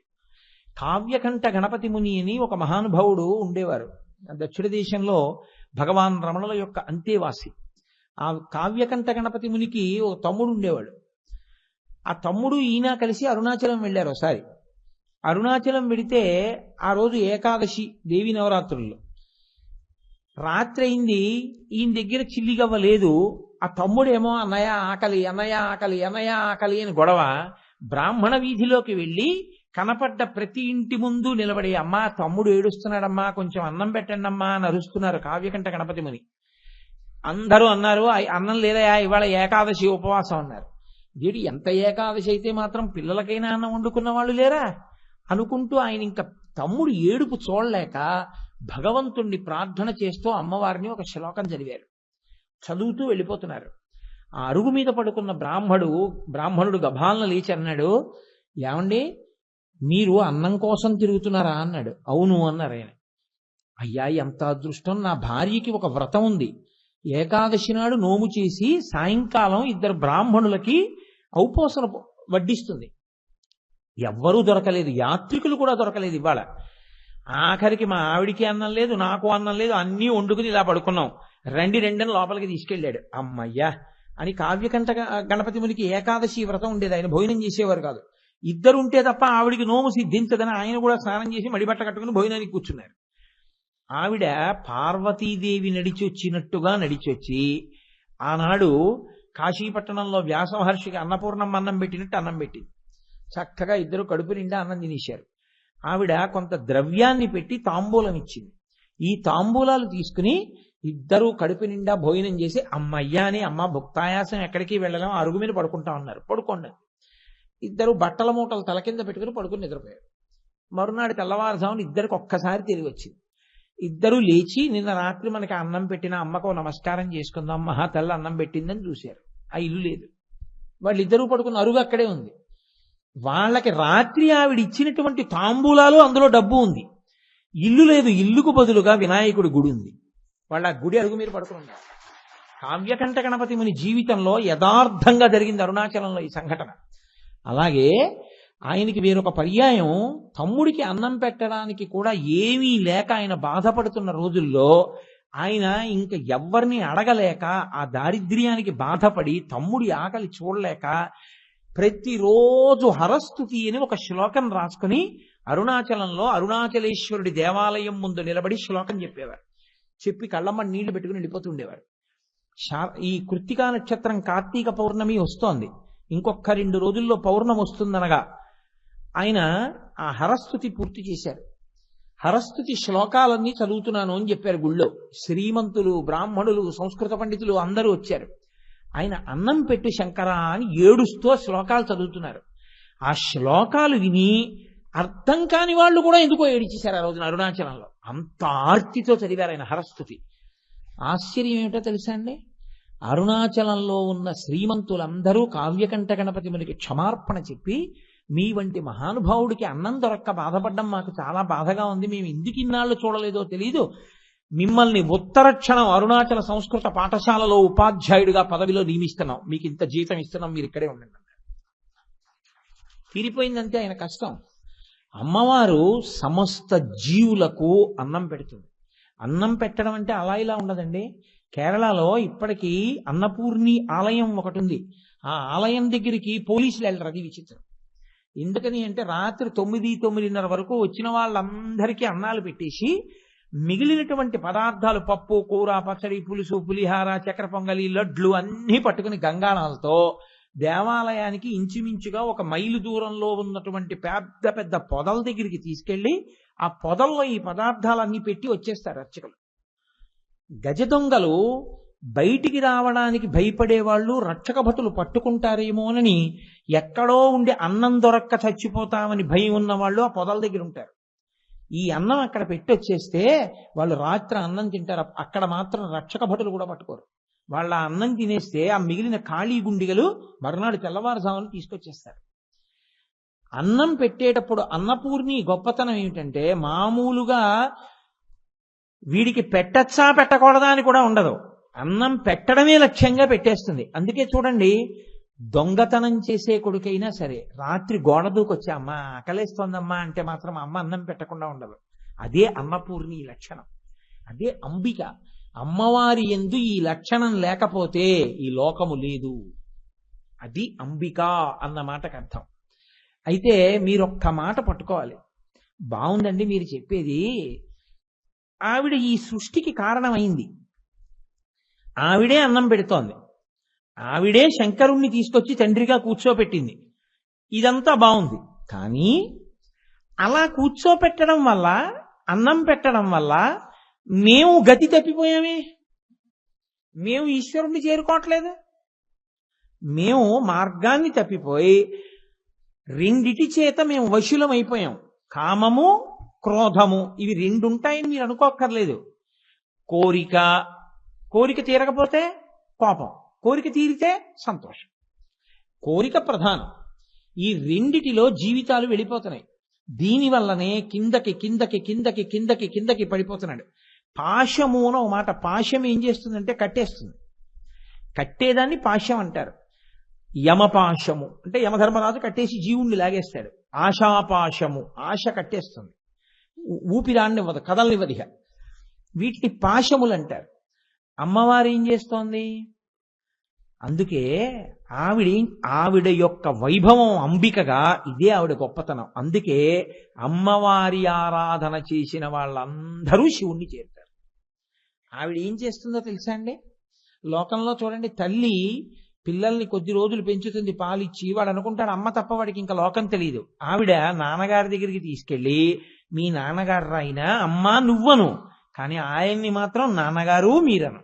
నేను కూడా ఆయన్ని ఏమండి అంటాను, నువ్వు ఎంత ఆప్యాయతైనా ఏమండి అంటాను, నువ్వు కూడా నాన్నగారండి అనాలి. నీకు నాకు ఆయనే గతి అని తండ్రిని పరిచయం చేస్తుంది. అలా ఆవిడ కూడా శంకరుల్లోకి కలిపేస్తుంది. కలపడానికి ఆవిడ చేసే చమత్కారం ఏమిటో తెలుసా అండి? ఆవిడ పట్టుకున్న ఆయుధాలతోటే భక్తి లేని వాణ్ణి మాయలో తిప్పుతుంది. ఆవిడ పట్టుకున్న ఆయుధాలతోటే భక్తి కలిగిన వాణ్ణి శివుల్లో కలుపుతుంది. ఆవిడ పట్టుకున్న ఆయుధాలతోటే మన్మధుడు మళ్ళీ ఆయుధాలు ప్రయోగించకుండా రక్షిస్తుంది. ఆవిడ పట్టుకున్న ఆయుధాలతోటే పరమశివుణ్ణి తండ్రిగా తీసుకొచ్చి పక్కన కూర్చోబెడుతుంది. 4 ప్రయోజనములు సాధిస్తుంది. ఇది ఆవిడ గొప్పతనం. అందుకని ఆవిడ అంబిక. నీ కలిపి మీరు అమ్మగా చూస్తే వందే మాతరం వందే మాతరం సుజలాం సుఫలాం మలయజ శీతలాం సస్య శ్యామలాం. ఒక శంకర భగవత్పాదులు ఎలా చూశారో బకించంద్ర చటర్జీ అలా చూశాడు. భారతదేశాన్ని మట్టిగా చూడలేదు. వందే మాతరం, అమ్మా నమస్కారం, అమ్మా నమస్కారం. భరత మాతగా చూసి ప్రస్తుతి చేశాడు ఆయన. ఇది ఋషి హృదయం. అలా శంకర భగవత్పాదులు సౌందర్యలహరిలో చెప్తున్నారు, అమ్మగా మీరు చూడాలంటే అంటే. అందుకే ఆవిడ అక్కడ విడుదల కూడా చేస్తుంది. కాంచి, కాంచి అంటే మొల నూలు. వడ్డాణం ఎక్కడ పెట్టుకుంటారు? ఇక్కడ పెట్టుకుంటారు. వడ్డాణానికి కింద భాగంలో నాభి ఉంటుంది, బొడ్డు ఉంటుంది. నాభికి కొంచెం పైన వడ్డాణం ఉంటుంది. దానికి గంటలు లేకపోతే మేఖల అంటారు. ఎందుకంటే పురుషుడు కూడా పెట్టుకుంటాడు. ఇప్పుడంటే పెట్టుకోవట్లేదు, కానీ ఈశ్వరుడు మహారాజులు వడ్డాణం పెట్టుకుంటారు. దాన్ని మేఖల అంటారు. చిరుగంటలుంటే ఆడవాళ్ళు పెట్టుకుంటారు. దాన్ని కొనకాంచీదామా అన్నారు శంకరాచార్యుల వారు.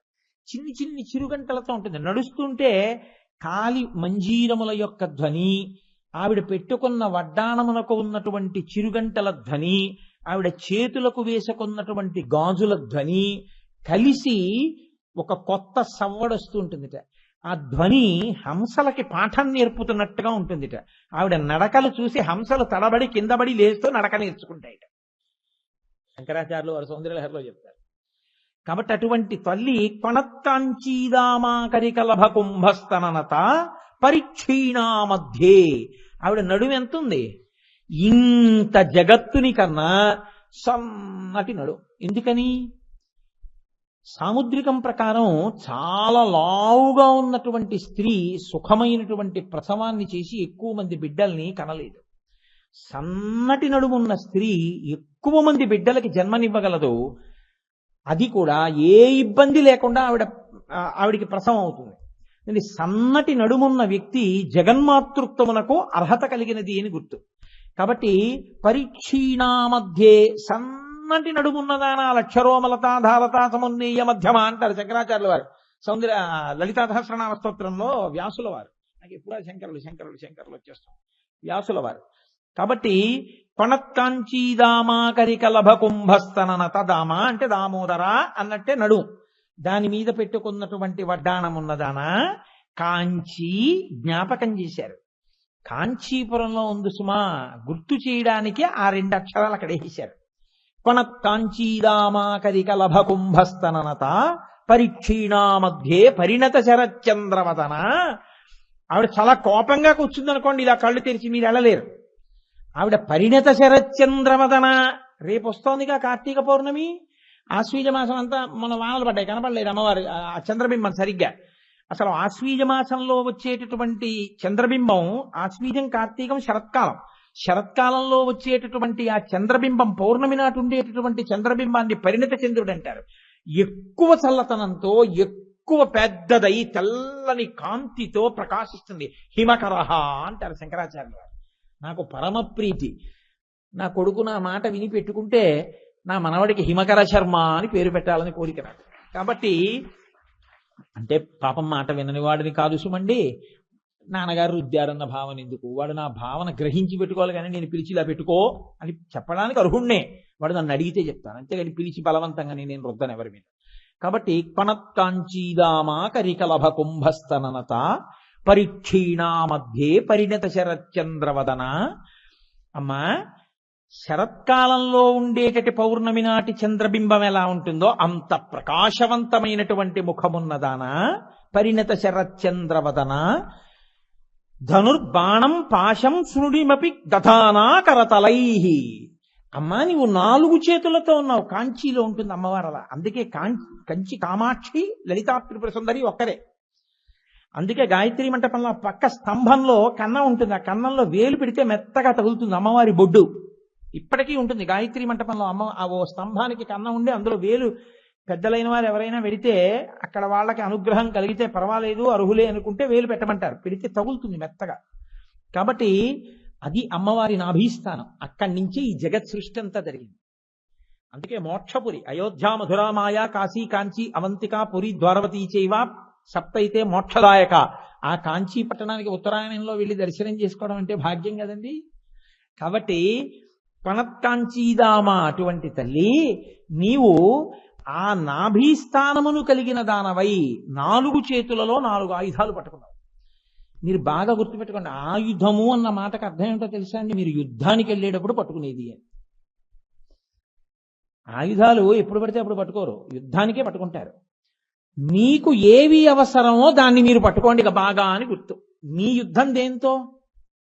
మిమ్మల్ని మీరు ఈశ్వరుణ్ణి చేరకుండా మీకు అడ్డుపడుతున్న శత్రువులు ఎవరో మీకే తెలియాలి. మీరు దేనికి బలహీనతతో ఉన్నారో తెలిస్తే దానికి తగిన ఆయుధాన్ని అమ్మవారి చేతిలో దాన్ని పట్టుకోవాలి. బాగా పట్టుకుంటే అది తొలగిపోతుంది. అది అసలు రహస్యం. కాబట్టి ఇప్పుడు ఆవిడ 4 చేతుల్లో ఏం పట్టుకుంది? ధనుర్బాణం పాశం శృణిమపి దదానా కరతలై. చేతి చివర్లలో ఒక చేతిలో చెరుకు విల్లు, మన్మధుడు చెయ్యలేకపోయిన పని చేయడానికి ఆ చెరుకు విల్లుతను తీసుకుంది. శివకామ సుందరి అయింది.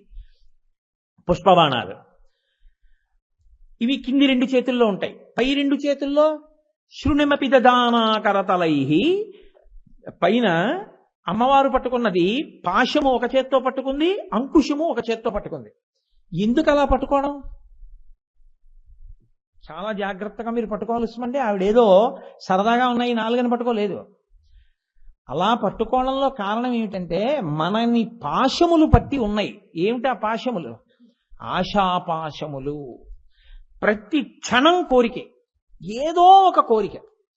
అసలు ఆ కోరిక లేకుండా ఉత్తమమైన కోరిక అయితే పర్వాలేదండి. ఉత్తరాయణంలో కంచెడదాం అన్నాను అనుకోండి, మంచిదే. అది కోరిక ఉన్నట్ట అంటే అసలు లేనట్టే లెక్కకొస్తుంది. మంచి కోరిక అయితే శివాష్టోత్తరం చెప్పుకుందాం, శివాష్టోత్తరం విందాం, ఈశ్వరానుగ్రహంగా కలిగిందని గుర్తు. అందుకే అది కోరిక అంటే కోరికల నుంచి విడిపించే కోరిక అది. కాబట్టి ఎప్పుడూ మనిషిని పట్టి బంధించేసి మనిషిని ఊర్ధ్వముఖ చలనం చెయ్యకుండా భగవంతుడి వైపుకి నడవకుండా కట్టి నిలబెట్టేసి ప్రస్థానాన్ని ఆప్ చేసేసేది ఏదో తెలుసా అండి? ఆశాపాశమే. మీరు చూడండి, ఒక ఆయన అలా వెళుతున్నాడు అనుకోండి, నేను ఇప్పుడు గభాలను వెళ్ళి ఆయన నడువుకో తాడేసి ఓ స్తంభానికి ముడేసి కట్టేశాను. ఇప్పుడు ఆయన ఏం చేయాలి? వెళ్ళాలంటే మళ్ళీని నడుముకున్న ముడెన్నా విప్పుకోవాలి, స్తంభానికి ఉన్న ముడెన్నా విప్పుకోవాలి. 2 ముళ్ళు విప్పుకోక్కర్లేదు, ఏదో ఓ ముడి ఇప్పుకుంటే ఆయన వెళ్ళిపోవచ్చు. ఈ పాశాన్ని వదిలేయడం మాత్రం ఉండదు, అది చుట్టుకుని మళ్ళీ వెళ్ళాలి ఎక్కడికన్నా అడిగితే కదండి. లేదు తనదే విప్పుకుంటే గొడవ లేదు, ఏ పాశం లేదు. ఆశాపాశం అనేటటువంటిది మీరు కొంచెం మీకు మీరు పరిశీలనం చేసుకోండి. కోరిక లేకుండా ఉండడం అన్నది అసలు సాధ్యం అవుతుందా? అందున ఇటువంటి కలియుగంలో ఒక్కనాటి కుదరదు. ప్రతి క్షణం అలా వచ్చి పడిపోతూనే ఉంటాయి కోరికలు. లోపల నుంచి మనసు నిప్పు రవ్వలు వస్తాయి చూడండి, బాగా మండుతున్నప్పుడు మీరు వెళ్ళి ఓ ఇనప సాధనం పెట్టి పొయ్యిలో ఇలా పొడిచారనుకోండి, రవ్వలు రేగుతాయి. అలా మనసు ఏం చేస్తుందంటే రవ్వలు రేపుతుంది.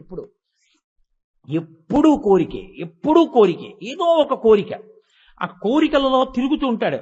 ఈ కోరికల యందు బంధింపబడితే ఈశ్వరుడి వైపుకి కదలది. నేను పాశములు కట్టేస్తాయి. పాశాలు కడితే వచ్చే లక్షణం ఏమిటో తెలుసా అండి? ఆ కోరిక తీరిందా సంతోషిస్తాడు, కోరిక తీరలేదా కోపడతాడు. దానికి కారణం వెతుకుతాడు. ఎవరి వల్ల తీరలేదు అంటాడు. ఎవరి మీదో చూపించాలి ఆ కారణం. ఆయన మీద తిరగబడతాడు. నీ వల్లే జరగలేదంటాడు. జరగలేదని ఆయన మీద కక్ష పెట్టుకుంటాడు. ఇప్పుడు ఈ రెండిటి వల్ల వచ్చే ప్రయోజనం కూడా ఒకటే.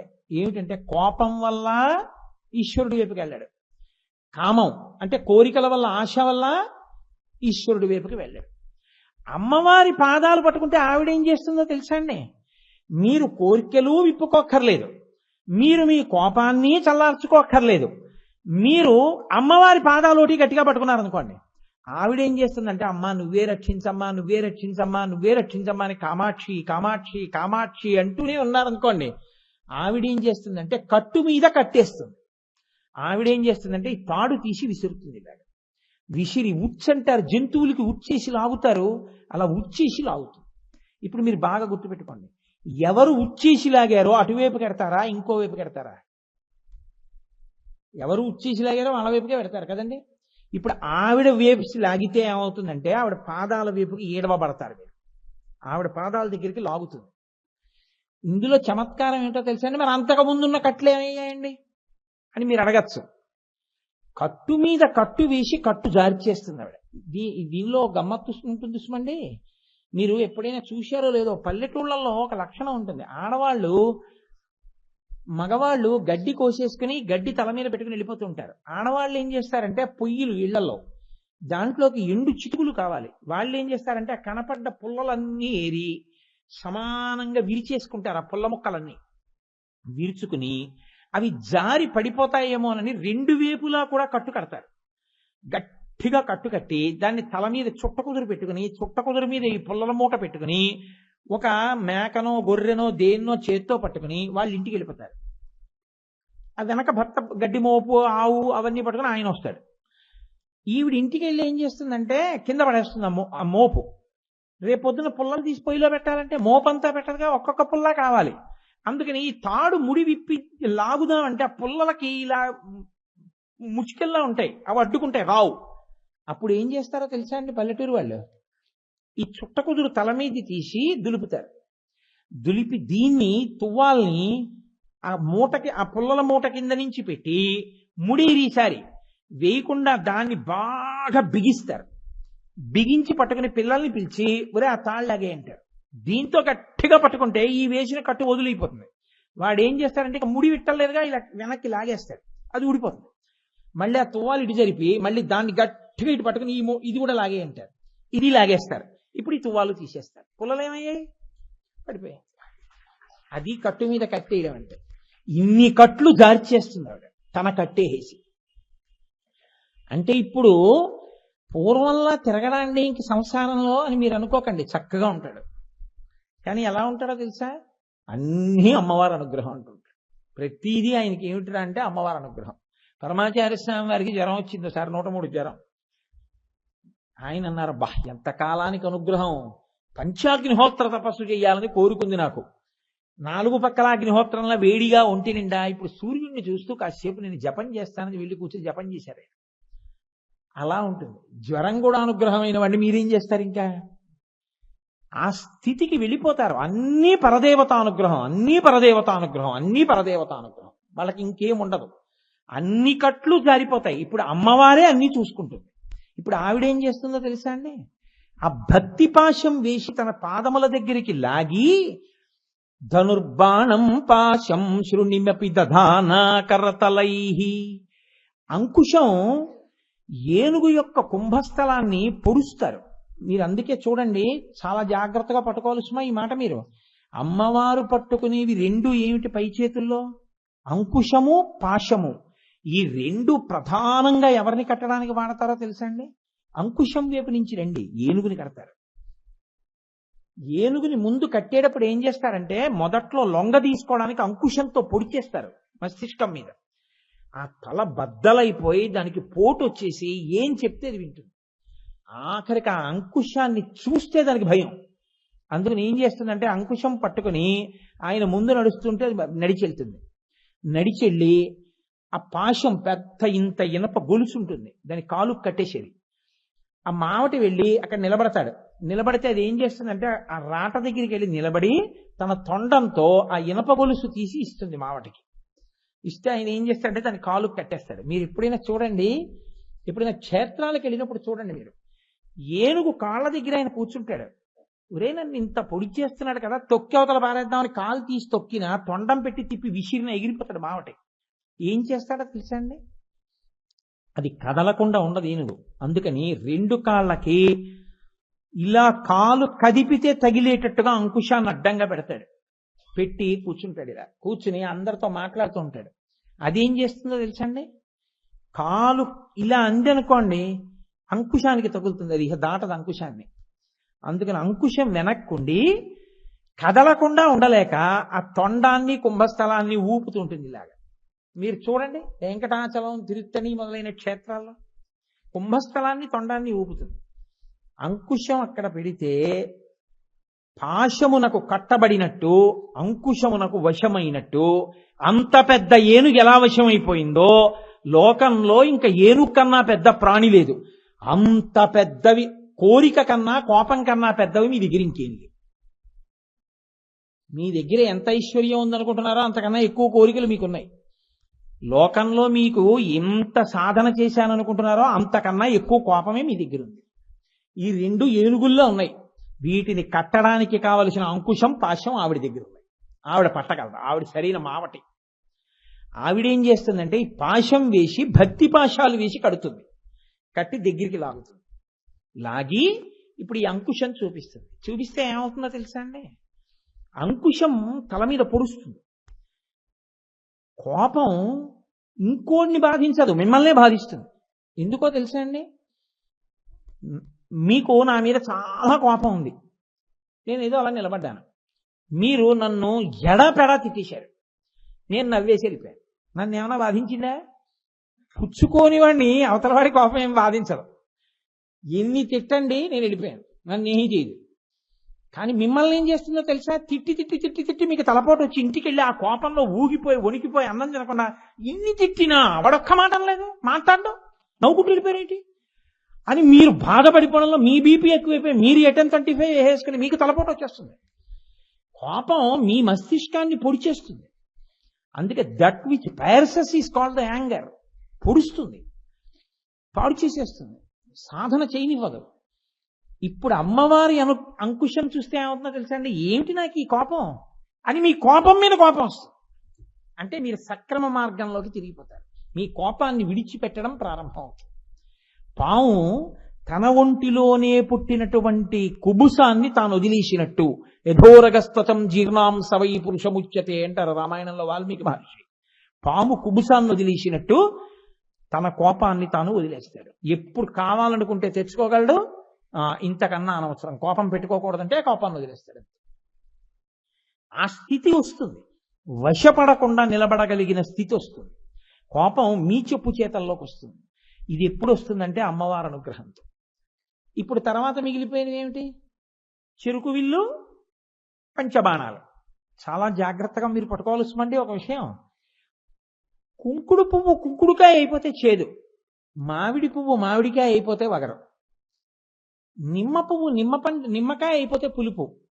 నిమ్మకాయకి ముందు నిమ్మ పువ్వులో, మామిడికాయకి ముందు మామిడి పువ్వులో, కుంకుడుకాయకి ముందు కుంకుడు పువ్వులో మాత్రం తీయటి తేనె. పువ్వుగా ఉన్నప్పుడు మాత్రం అన్నిటిలో మకరందం. పువ్వు పిండి అయితే రుచులు మారిపోతాయి. పువ్వులన్నిటిలో తేనుంది. శబ్దస్పర్శన స్వరూప గంధములు ఇంద్రియములన్నిటిలో తేనుంది. శబ్ద వినడం పిచ్చి, అందుకని వెళ్ళిపోతూ ఏవో పెట్టుకు వింటుంటాడు. అదేదో మంచి మాటలు అయితే పర్వాలేదు, ఏదో పిచ్చి సంగీతం, అర్థం బద్ధం లేని సంగీతం, అక్కర్లేని విషయాలన్నీ వింటుంటాడు. పక్షుల కలకూజితాలు విని సంతోషపడిపోడు, అవన్నీ పెట్టుకుని పొంగిపోతుంటాడు. ఏవో అక్కర్లేని మాటలన్నీ వింటుంటాడు. ఆ మాటలు అవతల వాడిని రెచ్చగొట్టడం వినను అదే పని. కాబట్టి అది తేనె, పాడవుతాడు. 2 చూపు, ఎప్పుడు ఏదో చూడాలని ఉంటుంది, అవి చూస్తూ ఉంటాడు, సంతోషిస్తూ ఉంటాడు. స్పర్శ, దేన్నో ముట్టుకోవాలని ఉంటుంది, అది ముట్టుకుంటూ ఉంటాడు, సంతోషిస్తూ ఉంటాడు. నాలుక, ఏవో తినాలని ఉంటుంది, అవే మార్చి మార్చి తింటూ ఉంటాడు, సంతోషిస్తూ ఉంటాడు. శబ్ద, అవే మాట్లాడుతూ ఉంటాడు, సంతోషిస్తూ ఉంటాడు. రామరామ అని మాత్రం అండవు, శివ శివ అని మాత్రం అండవు. ఇన్నేళ్లు బతికావు కదా, నోరు ఇచ్చారు కదా, ఎన్ని మాటలు భగవన్నామని చెప్పావు? ప్రాణం పోయినా చెప్పడం. అక్రమాల మాటలే మాట్లాడతారు ఇప్పుడు. ఇప్పుడు ఈ ఐదిటిలో తేనె ఉంది. తేనె ఎంత తాగినా మత్తెక్కుతుంది. ఈ 5 ఇంద్రియాలతో మీరు విషయ సుఖాలు ఎన్ని అనుభవించినా ఇంకా తాగాలనే ఉంటుంది మత్తు. అందుకని ఈ 5 బాణాలు పట్టుకొని మన్మధుడు పాడు చేస్తాడు. మన్మధుడు ఈ 5 వేస్తూ ఉంటాడు. అందుకే ఆయన దగ్గర 5 పువ్వులే. పంచవిశిఖ ఈ 5 ఇంద్రియాల మీద వేస్తూ ఉంటాడు. చూడకూడనివి చూడాలని, వినకూడనివి వినాలని, ముట్టుకోకూడనివి ముట్టుకోవాలని, తినకూడనివి తినాలని, తినకూడని సమయంలో తినాలని, తినకూడని రీతిలో తినాలని అనిపిస్తూ ఉంటుంది. ఇది పాడు చేసేస్తుంది, ఆత్మోన్నతిని పాడు చేస్తుంది.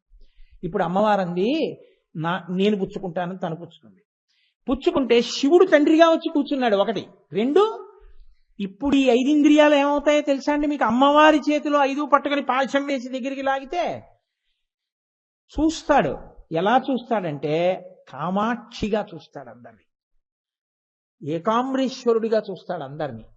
అంతటా ఈశ్వరుణ్ణి చూస్తుంటాడు, వింటూ ఉంటాడు. ఎప్పుడూ భగవత్ సంబంధమైన విషయాల్ని వింటుంటాడు. ప్రతి శబ్దంలో, ప్రతి ధ్వనిలో ఈశ్వరానుగ్రహాన్ని చూస్తూ ఉంటాడు. ఎక్కడికో వెడతాడు, నిశ్శబ్దంగా ఉంటుంది. ఆ చెట్ల మీద పక్షులు రకరకాల కోతలు కూస్తుంటాయి.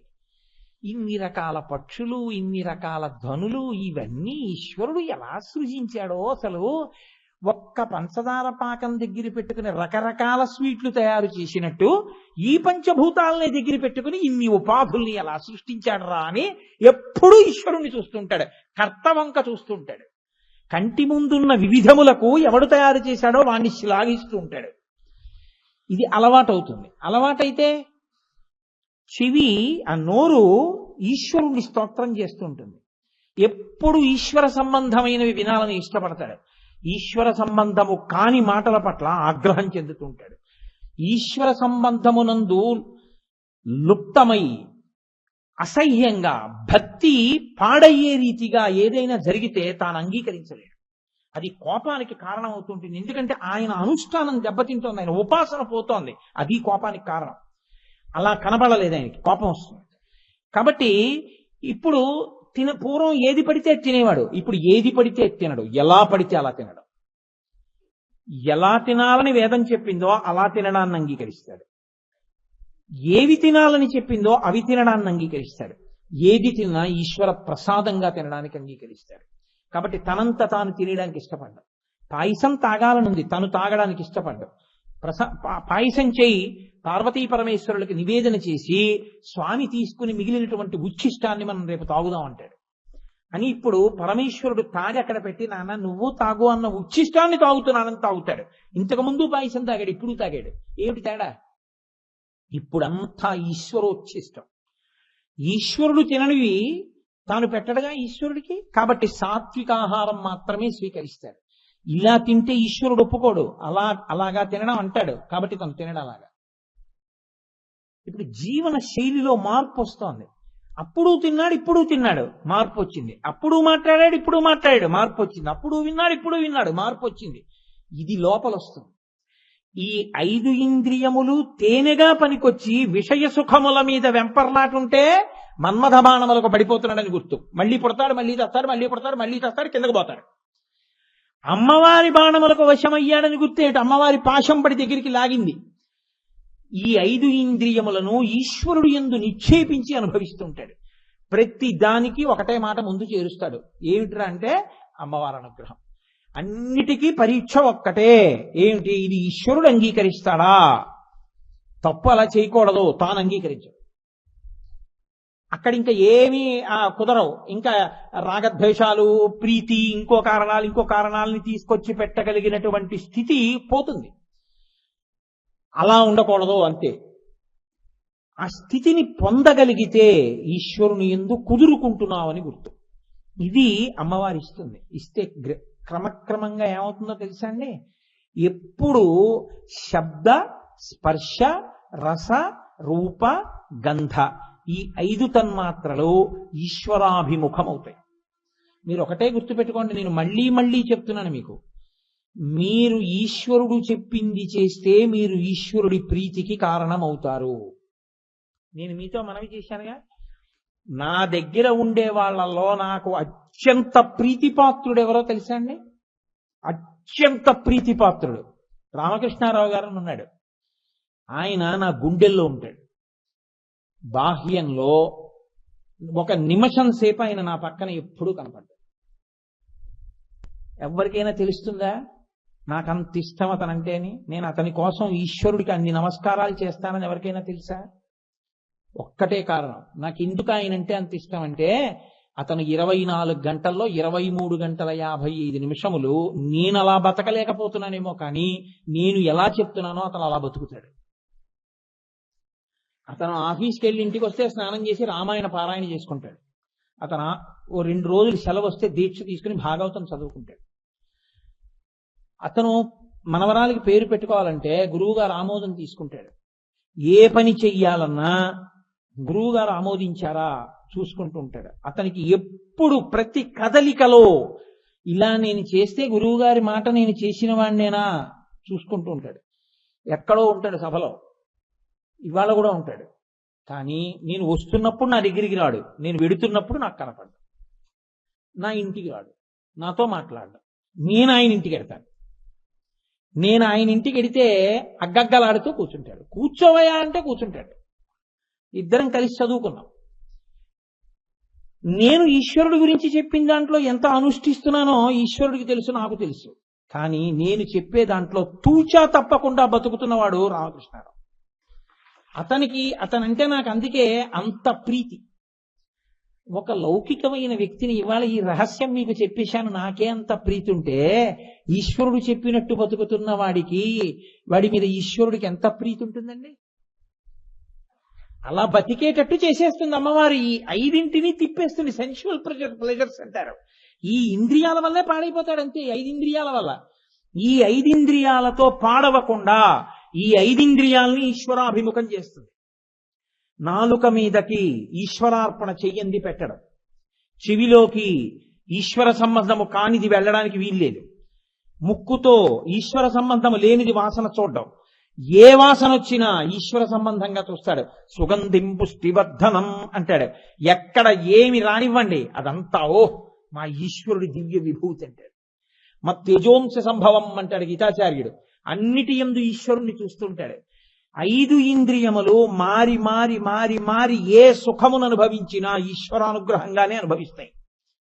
దానివల్ల ఏమైపోతుందంటే, సముద్రపు లోతు కనుక్కుందామని బయలుదేరినటువంటి ఉప్పుతో తయారు చేయబడిన ఏనుగు సముద్రములో కరిగిపోయినట్టు ఈశ్వరుణ్ణి అర్చించడానికి అలవాటు పడిపోయి ఇంద్రియములు ఈశ్వరాభిముఖమైన వ్యక్తి యొక్క మనసు ఈశ్వరుడు యందు కలిసిపోతుంది. ఇది ధనస్సు మనస్సు. ఈ మనసు ఆయన యందు లయమైపోతుంది. లయమైపోయి ఆయననే చేరుకుని ఆయనలో కలిసిపోతుంది. ఇలా చెయ్యగలిగినది ఎవరు? అమ్మవారు. ఆవిడ చేస్తుంది. ఆవిడ దీని యందు ఎంత దూరం వెళ్ళిపోతుందో తెలుసా అండి? అసలు మీరు ఒక్క అడుగు వేయడం మీకు రావాలి. ఒక్క అడుగు వేయడం మీకు వచ్చి మీరు ఆవిడ పాదాలు పట్టుకుంటే మనసులో ఆవిడికి చిత్తశుద్ధితో నమస్కారం చేయడం మీకు వస్తే అంతే, ఆవిడ తన ఆయుధాల్ని ప్రయోగిస్తుంది. ఇప్పుడు మీరు తెలుసుకోవాలి, నేను ఇంద్రియములకు వశుణ్ణవుతున్నానా? కోపం ఎక్కువ నన్ను బాధ పెడుతోందా? ఎక్కువ పిచ్చి కోరికలు నన్ను బాధ పెడుతున్నాయా? మీకు ఏది బాధ పెడుతోందో మీరు అమ్మవారికి సంబంధించిన ఆ ఆయుధాన్ని స్తోత్రం చెయ్యాలి. మీరు ఏమీ చేయకుండా నాకు ఇదే బాగుంది అన్నారు అనుకోండి, ఆవిడ ఏం చేస్తుందో తెలుసా అండి? మహామాయా విశ్వం భ్రమయసి పరబ్రహ్మ మహిషి, చక్కగా అనుభవించండి. నేనేమి జోలికి రా. శరీరం ఇచ్చాను, బుద్ధి ఇచ్చాను, అనుభవించు నీ ఇష్టం. ఆ కళ్ళతో చూడకూడనివన్నీ చూస్తాడు, చెవులతో వినకూడనివన్నీ వింటాడు, దీంతో ముట్టుకోకూడనివన్నీ ముట్టుకుంటాడు. కానీ ఏ మనసుకి వశపడి ఇవన్నింటిలో సుఖం ఉందనుకున్నాడో ఆ శరీరం పడిపోతుంది. మనసు మాత్రం ఏం చేస్తుందో తెలుసా అండి? ఇంద్రియ శక్తుల్ని పట్టుకుని బయటికి వెళ్ళిపోతుంది. ప్రాణం పోవడం అంటే అదే. బయటికి వెళ్ళిన తర్వాత అమ్మవారు ఏం చేస్తుందంటే, నీకు ఇవన్నీ ఇచ్చి ఇన్ని కదలికలు ఇచ్చినా అక్కర్లేకపోయాంగా మేము, నీకెందుకు ఈ ఉపాధి? ఇప్పుడు ఆ మనసు, ఆ ఇంద్రియాలే, ఆ కళ్ళే, ఆ చెవులే, ఆ నోరే ఆఖరికి ఏమవుతాయి తెలుసా అండి? ఎప్పుడు ఏది కనపడితే అది తినడమే జీవితంగా వెంపర్లాటతో బతికాడు. ఓ కుక్క కలియబడి తినేసి ఓ కుక్కలా అంటారు, ఓ కుక్క అవుతాడు. ఇంకంతకన్నా నేను దాని గురించి ఉపన్యాసాలు ఎందుకు, దానికి తగిన ఉపాధిలోకి పంపించేస్తున్నాడు. నీ అంత నువ్వు తిరగవలసిన అవసరం ముందు నీది, ఎందుకంటే బుద్ధి నీకు ఇచ్చింది ఆవిడ. అందుకే మీరు ఎన్ని పూజలు చేయండి, పూజలన్నీ ఎక్కడ పూర్తయిపోతాయో తెలుసా అండి? ప్రచోదయాత్ అన్న దగ్గర పూర్తవుతాయి. కాత్యాయనాయ విద్మహే కన్యకుమారి ధీమహి తన్నో దుర్గి ప్రచోదయాత్. ఏదో మీరు పరమశివుణ్ణి స్తోత్రం చేశారనుకోండి, ఆఖరణ ఆయన్ని కూడా అంతే ప్రచోదయాత్. యజ్ఞోపవీతం ఉన్న వాళ్ళు సంధ్యావందనం చేసి 3 కాలముల యందు అమ్మవారిని అడిగేది ఏమిటంటే బుద్ధి ప్రచోదయాత్, ప్రచోదయాత్, ప్రచోదయాత్, ప్రచోదయాత్. మా బుద్ధులు ప్రేరేపింపబడుగాక, మా బుద్ధులు ప్రేరేపింపబడుగాక, అమ్మవారి వైపుకి తిరుగుగాక. ఇప్పుడు ఆవిడ ఏం చేసింది? ఆవిడే మన్మధుడి చేతిలో ఆయుధాలు తాను తీసుకుని శంకరుణ్ణి తండ్రిగా తీసుకొచ్చి కూర్చోబెట్టింది. మన్మధుడు చెయ్యలేని పని తను చేసింది. ఆయుధాలు తాను పట్టుకుని మన్మధుణ్ణి బతికించి మళ్ళీ ఆ ఆయుధాలు ఆయనకి ఇచ్చింది, తాను పట్టుకుంది. ఇప్పుడు ఆవిడ శివకామ సుందరి, శివుడికి భార్య. ఆవిడ అందాన్ని చూసేటటువంటి స్థితి ఒక్క శివుడిది. మీకు నాకు ఆవిడ అందంతో సంబంధం ఏం లేదు. ఆవిడ మనకు అమ్మ, మనకి ఆవిడ జగజ్జనని, అఖిలాండేశ్వరి. ఆ తల్లి అంబిక, మనందరికీ అమ్మ. ఆవిడే ఆ ఆయుధాలతో బుద్ధి కలిగి నమస్కారం చెయ్యకుండా ఉండిపోయిన వాణ్ణి మాయలో తిప్పుతుంది. ఆవిడే నమస్కరించిన వాణ్ణి పాశం వేసి దగ్గరికి లాక్కొని శివుడిలో కలుపుతుంది. ఎన్ని చేసింది ఆవిడ అంబికగా? 4 కార్యాలు చేసింది. ఈ కార్యాలన్నీ చేస్తున్నా నేను చేస్తున్నాను అనదు. ఆవిడ ఏమంటుందో తెలుసా అండి? నేను ఆయన పాదధూళినంటుంది. ఎందుకంటే పతివ్రతా ధర్మం ఉంది లోకంలో. ఆవిడ ఎంత మహారాజ్ఞి అయినా, ఆవిడ ఎంత శక్తివంతురాలైనా, ఆవిడ మాత్రం ఎప్పుడూ ఆవిడికి శంకరుడంటే ప్రీతి. అందుకే ఎవరైనా భక్తులను ఉద్ధరించాలనుకోండి, వాళ్ళకి కూతురుగా వస్తుంది. దక్షుడు అడిగాడు, దాక్షాయణిగా వచ్చింది. కాత్యాయన మహర్షి అడిగారు, కాత్యాయనిగా వచ్చింది. భృగు అడిగాడు, భార్గవిగా వచ్చింది. జనకుడు అడిగాడు, సీతగా వచ్చింది. ఆకాశరాజు అడిగాడు, పద్మావతిగా వచ్చింది. నా దృష్టిలో వీళ్ళందరూ వేరు కాదు. గిర్దేవతేతి గరుడధ్వజ సుందరేతి శాకాంబరీతి శశిశేఖర వల్లభేతి సృష్టి స్థితి ప్రళయకైలు సుసంస్థితాయై తస్మై నమస్తి భువనైక గురోస్తరుణ్యై.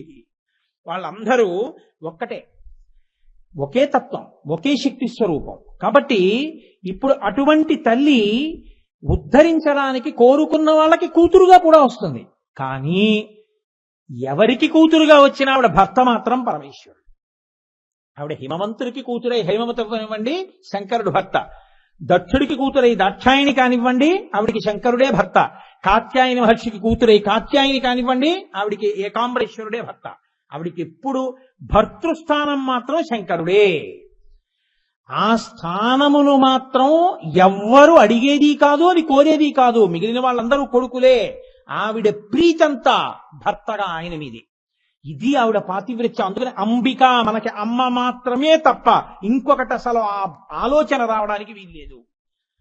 ఇది శంకరాచార్యులు వారు ఎంత గొప్పగా చెప్పారంటే సౌందర్యలహరిలో, చెయ్యుందనుకోండి, నవరసాలని చెయ్యి చెప్పలేదు, కళ్ళు నవరసాలని చెప్తాయి. ఏదో కాళ్ళు ఉన్నాయనుకోండి, నవరసాలని చెప్పలేవు, కళ్ళొక్కటే చెప్పగలవు. భర్త యందు ఆవిడికి ఎంత ప్రీతి ఉంటుందో చెప్పడానికి శంకరాచార్యుల వారు శివే శృంగారార్ధ్రా తదితర జనే కుత్సనపర సరోషా గంగాయాం గిరిశచరితే విస్మయవతి హరాహిభ్యో భీత సరసిరుహ సౌభాగ్య జననీం సఖీషస్మేరాతే మయి జనని దృష్టి సకరుణ అన్నారు. అద్భుతమైన శ్లోకం. ఆయన అన్నారు, శివే శృంగారార్ధ్ర. ఆర్ధ్ర అంటే తడిపేయడం. శంకరుడు తెల్లగా ఉంటాడు. తెల్లగా ఉన్న శంకరుట అమ్మవారు పక్కన కూర్చుంటే కనపడ్డట. ఎందుకు కనపడ్డా తెలుసా అండి? కన్ను ఎప్పుడు తడిగా ఉంటుంది కదా, కన్ను పొడేరిపోకూడదు. ఆవిడ తనకి శివుడి మీద ఉన్న ప్రేమ చేత శివుణ్ణి తడిపేస్తుంది. ఆ తడిపేయడంలో ఆవిడ యొక్క ప్రేమతో కూడినటువంటి చూపుకి, ఆ ఎరుపుతనానికి, కోపంతో ఎరుపు కాదు సుమండి, అనురాగము ఎరుపు. ఆ అనురాగపు దృక్కులకు తెల్లని శివుడు ఎర్రగా అయిపోతాట. ఆవిడ పక్కన ఎరుపులో కలిసిపోతాట. అసలు అలా తడిపేస్తుంది ఆవిడ ఆ ప్రేమతోటి. శివే శృంగారార్ధ్ర తదితరజనే కుచ్చమపర. నేను మగవాణ్ణి కదా, నేను పురుషుణ్ణి కదా అని అమ్మవారి దగ్గరికి వెళ్ళినప్పుడు కొడుకుగా కాకుండా మగవాణ్ణన్న భావనతో నిలబడ్డాడో బీభత్సంగా చూస్తుంది ఆవిడ. మహిషాసురుణ్ణి శుంభుల్ని చూసినట్టు చూస్తుంది. అందుకే లోకంలో ఇంకెక్కడైనా మగవాణ్ణి అంటే అను, అమ్మవారి దగ్గర మాత్రం నువ్వు కొడుకు అంతే.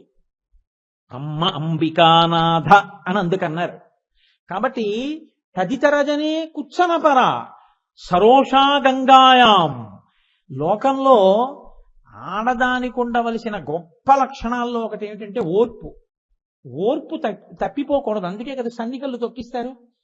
పెళ్ళవగానే సన్నికళ్ళు తొక్కించడం ఎందుకండి? రోల్ దగ్గరికి తీసుకెళ్లి తొక్కిస్తారు. ఎందుకు తొక్కిస్తారంటే, నువ్వు నా ఇంట్లోకి ప్రవేశిస్తున్నావు, నీ మీద నాకు విశేషమైన ప్రీతి ఏర్పడుతుంది. నేను ఎంతో ప్రేమతో నీతో మాట్లాడే సమయంలో మీ తమ్ముడు ఏంటండి అలా మాట్లాడతాడు, మీ తమ్ముడి మాటలకి నాకు విసుగొచ్చేస్తోంది అందనుకోండి, అది మెల్లిగా మహావృక్షమై వేరుకాపరానికి వెళుతుంది. కాబట్టి మా ఇల్లు విడిపోయే మాటలు మాట్లాడకుండా, మా ఇంట్లో ఎవరి వలనైనా నీకు కష్టం కలిగినా ఓర్పు పట్టే ఇదిగో ఈ సన్నికల్లుని రుబ్బినా గుద్దినా దంచినా ఎలా ఓర్పు పడుతోందో అలా ఓర్పుతో ఉండు సుమా, నా కోసం ఓర్పు పట్టే అని సన్నికల్లు తొక్కిస్తారు సమంత్రకంగా. కాబట్టి సరోషా గంగాయాం, ఆడదానికి ఎక్కడైనా ఓర్పు ఉంటుంది. ఒక్క చోట మాత్రం ఓర్పుగా ఉండని చెప్పరు. అసలు ఆ పరిస్థితి రానుకూడదు. సవతిని తీసుకొచ్చి ఓర్పుగా ఉండమని చెప్పకూడదు. అది అసలు ఏ భార్యాస్థానము దాన్ని అంగీకరించదు. ఏదైనా ఒప్పుకుంటుంది. ఏమో ఈ పంచెలన్నీ ఇచ్చేస్తాను, ఇచ్చేయినట్టు. ఏమో నువ్వు కూడా ప్రావిడెంట్ ఫండ్ లోన్ ఎట్టేయి, ఏదో చేసేద్దాం చేసేయినట్టు. నీ స్థానంలో ఇంకోరిని కూడా తీసుకొస్తానన్న మాట నోటి వెంట రానుకూడదు. వస్తే అంగీకరిస్తుందని మీరు ఊహించనుకూడదు. కాబట్టి ఇప్పుడు శంకరుణ్ణి స్తోత్రం చేస్తుంటేట నన్ను భరించాడు కదా ఆ భర్త అని పార్వతీదేవి పక్కన కూర్చుంటే పైనుంచి గంగమ్మ కూడా ఇలా చూసిందిట. వెంటనే ఆవిడికి పాణిగ్రహణం చేశాడు, తాళి కట్టాడు. నాకు భర్త తప్ప నీకు భర్త, నువ్వు కూడా చూస్తున్నావు అని సరోషా గంగాయాం ఎర్రటి కళ్ళతో చూసిందిట. రోషంతో రౌద్రరసంతో చూసిందిట అమ్మవారు. శత్రువులు చూసిందని చెప్తే బాగుండదు కదండి. అందుని శంకరాచార్యులు వారి ప్రజ్ఞ, కళ్ళల్లో రౌద్రరసం కనపడింది అమ్మవారికి. అప్పుడు శివుణ్ణి చూస్తే శృంగార రసం. మగవాడిని అన్న భావనతో అమ్మవారి దగ్గరికి వచ్చి ఎవడన్నా నిలబడితే కొడుకులా కాకుండా భీభత్సరసం. శివుణ్ణి పొగిడినప్పుడు గంగ చూస్తే రౌద్రరసం. సరోషా గంగాయాం గిరిశ చరితే విస్మయవతి. పక్కన సరస్వతీదేవి కూర్చుని విపంత్యాగాయంతి వివిధమపదానం పశుపతేహే, ఆ పరమశివుడి యొక్క వైభవాన్ని వీణ మీద కీర్తనలు చేస్తుంటుంది. అమ్మా త్రిపురాసురుల్ని ఒక్క బాణంతో కొట్టేశాడమ్మా, జలంధరుణ్ణి చంపదల పారేశాడమ్మా, గజాసురుణ్ణి త్రిశూలం మీద నిలబెట్టాడమ్మా, మన్మధుణ్ణి కాల్చేశాడమ్మా, యమధర్మరాజుని తన్నేశాడమ్మా అని స్తోత్రాలు చేస్తుంటే విస్మయవతి ఆశ్చర్యంగా అలా వింటుందట. అబ్బా మా ఆయన కదా ఇంత గొప్పవాడు అని. గిరిశ చరితే విస్మయవతి, భయాల్ని పోగొట్టేది అమ్మవారు. భయాపహ అని పేరు ఆవిడికి. అటువంటి ఆవిడ భయపడిందంటే బాగుండదు. మరి ఎలా భయం చూపించడం, భయానక రసం చూపించడం? అది శంకరాచార్యులు వారి ప్రజ్ఞ. మా ఆయన కదా ఇంత గొప్పవాడని సంతోషంగా అందరూ చూస్తుండగా ఇలా చెయ్యి పట్టుకుంటే బాగుండదని ఆవిడ చెయ్యి ఇలా మెల్లిగా శంకరుడి చెయ్యి మీద వేసిందిట. ఆయన పావులు చుట్టుకుంటాడు, ఆ ఊరుకుంటుందా పిల్లపాం మెల్లిగా పాకి ఈవిడ మీదకి ఎక్కింది. ఎక్కితే చల్లగా తగిలింది. తగిలితే హరాహిభ్యో భీత. ఆ పాము పిల్లని చూస్తే అది బాబాయ్ పాము అందుట. అమ్మవారి కళ్ళల్లో భయం కనపడింది అన్నారు శంకరాచార్యుల వారు. హరాహిభ్యో భీత సరసిరుహ సౌభాగ్య జననీం. అమ్మవారి కళ్ళల్లో వీరరసం చూపించాలి. ఇప్పుడు మహిషాసుడితో యుద్ధం చేసింది, శుంభులతో యుద్ధం చేసింది అంటే అసహ్యంగా ఉంటుంది, బాగుండదు. నేను ఆయన అన్నారు, అసలు లోకంలో అమ్మ ఎర్ర కలువ అన్నది లేనేలేదు. ఉన్నది ఒకటే కలువ, తెల్ల కలువ. కాకపోతే అది ఏం చేసిందంటే అమ్మవారి కళ్ళకి కలువ పూలకి సామ్యం చెప్తారుగా, అందుకని అమ్మవారి కళ్ళని మాతో పోలుస్తారు కదా అని టీవీగా వచ్చి ఎదురుగుండా నించుంది. ఏమిటే ఇలా పుట్టి అలా వాడిపోయే నీకు నా కళ్ళకి పోలిక అని అమ్మవారి ఇలా చూసిందిట, వీరరసంతో చూసిందిట. ఎవరు గొప్ప అంతే. ఈవిడ కళ్ళల్లో ఉన్నటువంటి ఆ వీరరసపు ఎరుపుతనం తెల్ల కలువలో పడి తెల్ల కలువలో పడి నుంచి ఎర్ర కలువలు కూడా అయ్యాయి. కాబట్టి సరసిరుహ సౌభాగ్య జననీం. అమ్మా అప్పుడు నీ కళ్ళల్లో వీరరసం కనపడింది. సఖీషు స్మేరాతే, నీ దగ్గర ఉండేటటువంటి చెలికెత్తెలితో హాస్యం ఆడినప్పుడు హాస్యరసం కనబడింది. మయి జనని దృష్టి సకరుణ. ఇంతలో ఆ సఖీజనం అన్నారమ్మా, శంకరాచార్యులు వారు వచ్చారమ్మా నీ బిడ్డడు అన్నారు. ఓ శంకరాచార్యులు వారు వచ్చారా అని కూర్చుని రా రా రా రా శంకరారా అని కూర్చోబెట్టుకుని ఏమిటి శంకర విశేషాలు అందుట అమ్మవారు. అప్పుడు ఇలా చూసినప్పుడు కారుణ్యం కనపడింది. నేనంటే శంకరులు అన్నాను కానీ శంకరులు ఏమన్నారో తెలుసా అండి, మయి జనని అన్నారు. మయి జనని అంటే నేను జరిగితే నాకు జనని. అప్పుడు నేనేమనుకోవచ్చో తెలుసా, అమ్మా కోటేశ్వరరావు వచ్చాడమ్మా.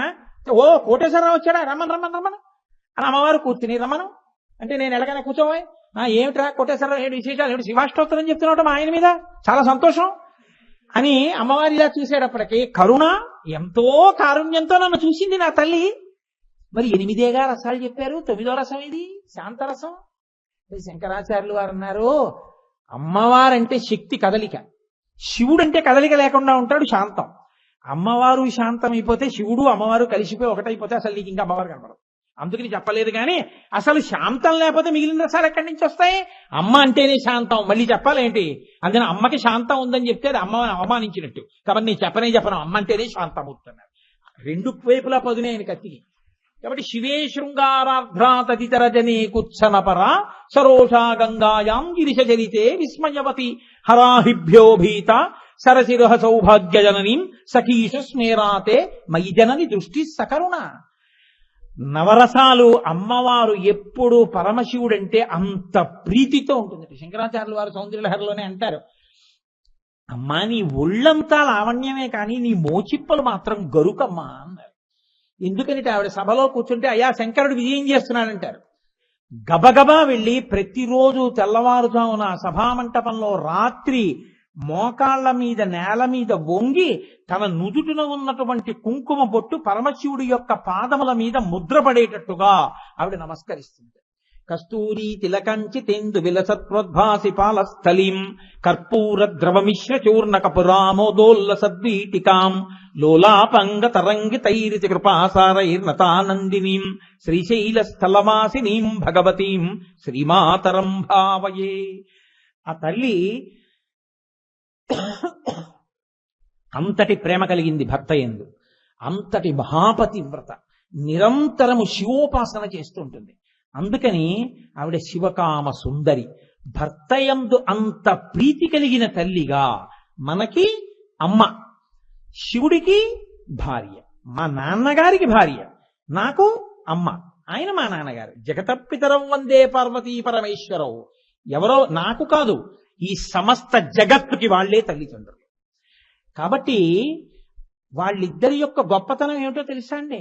ఈ కారుణ్యం మన్మధుడి దగ్గర నుంచి ఆయుధాలు పట్టుకుని ఉద్ధరించడం అనేటటువంటి ప్రక్రియ యొక్క కొనసాగింపునకు పరాకాష్ట కార్తీక పౌర్ణమి.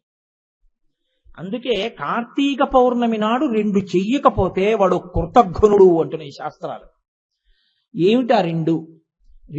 3 రెండిటిని ఆరాధన ఎందుకు కలుపుతాం, ఒకటి వేరుగా కలుపుతాం. కార్తీక దీపము అన్న దీపాన్ని రేపటి రోజునే పెడతారు. మిగిలిన రోజుల్లో దీపాలు ఇంటిలో పెడతారు, ఇంటి బయట పెడతారు. కృత్తికా నక్షత్రానికి దేవాలయంలో చేస్తారు, పౌర్ణమికి తిథికి ఇంట్లో చేస్తారు. నక్షత్రం దేవాలయానికి, తిథి ఇంటికి చేస్తూ ఉంటారు. కార్తీక పౌర్ణమి కృత్తికా నక్షత్రం ఉన్న రోజున ఇంట్లో చేసినా గుళ్ళో చేసినా మామూలు దీపం ఒక్కటి పెట్టి ఏ గుళ్ళోనూ ఉంచారు. అరుణాచలంలో అయితే కొన్ని మైళ్ల దూరం కనపడేటట్టు కొండ మీద దీపం వెలిగిస్తారు. రేపు వెంకటాచలంలో శేషాచలం మీద వెలిగిస్తారు దీపాన్ని కపిలతీర్థం దగ్గర. ప్రతి ఊళ్ళో కూడా రేపటి రోజున పెంటపోగుని కూడా మామూలుగా అగ్గిపుల్ల గీసి తగలబెట్టకూడదు. రేపు ఎక్కడెక్కడ వీలైతే అక్కడక్కడ దీపాలు పెడతారు, గుత్తి దీపాలను పెడతారు. రేపు దీపం పెట్టినప్పుడు తప్పకుండా ఒక శ్లోకం చెప్పాలి. అలా శ్లోకం చెప్పకుండా రేపటి ప్రదోష వేళలో దీపం పెడితే మనుష్య జన్మ పొంది కూడా వాడు భగవంతుడి పట్ల దోషం చేసిన వాడు అవుతాడు. ఈశ్వరుడు అమ్మవారు నియమం విధించింది.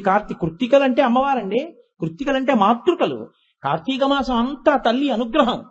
అందుకే కార్తీక బహుళంలో ఇంత గొప్ప స్థితి ఉండదు. కార్తీక పౌర్ణమితో గొప్ప గొప్ప తిథులన్నీ పూర్తవుతాయి. రేపటి రోజు సాయంకాలం దీపం పెడితే ఓ శ్లోకం చెప్పాలి, అందరూ చెప్పాలి.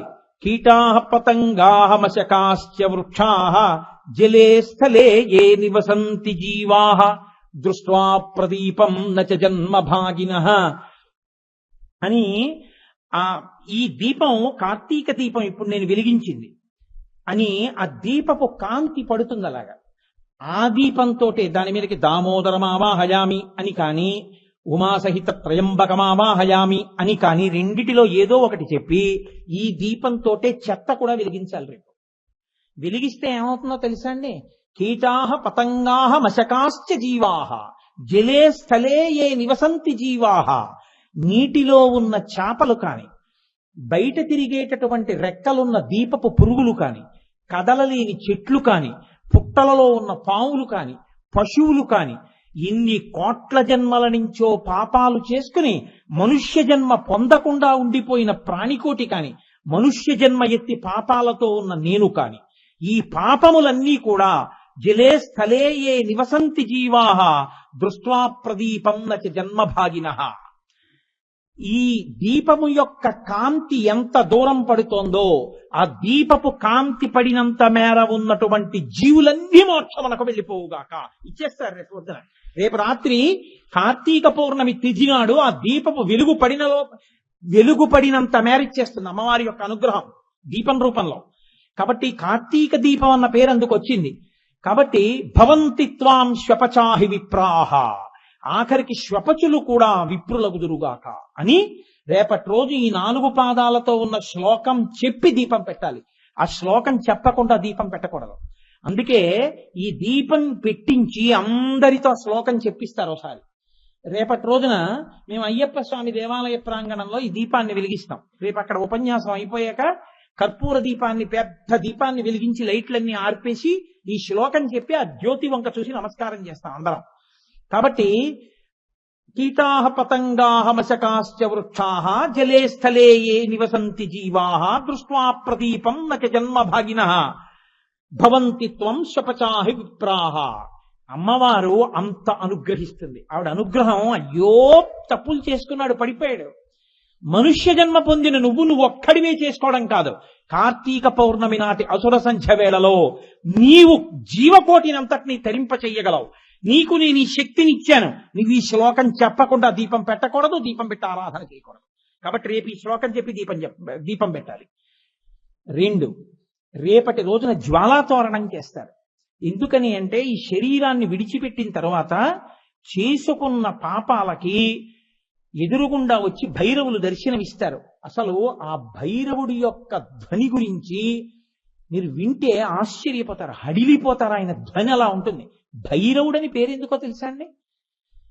భౌ అంటే పర్వాలేదు, భై అంటే మీద పడిపోయింది కుక్కని గుర్తు. ఇది విడిచిపెట్టగానే జీవుడి మీదకి లంఘిస్తాట ఆయన.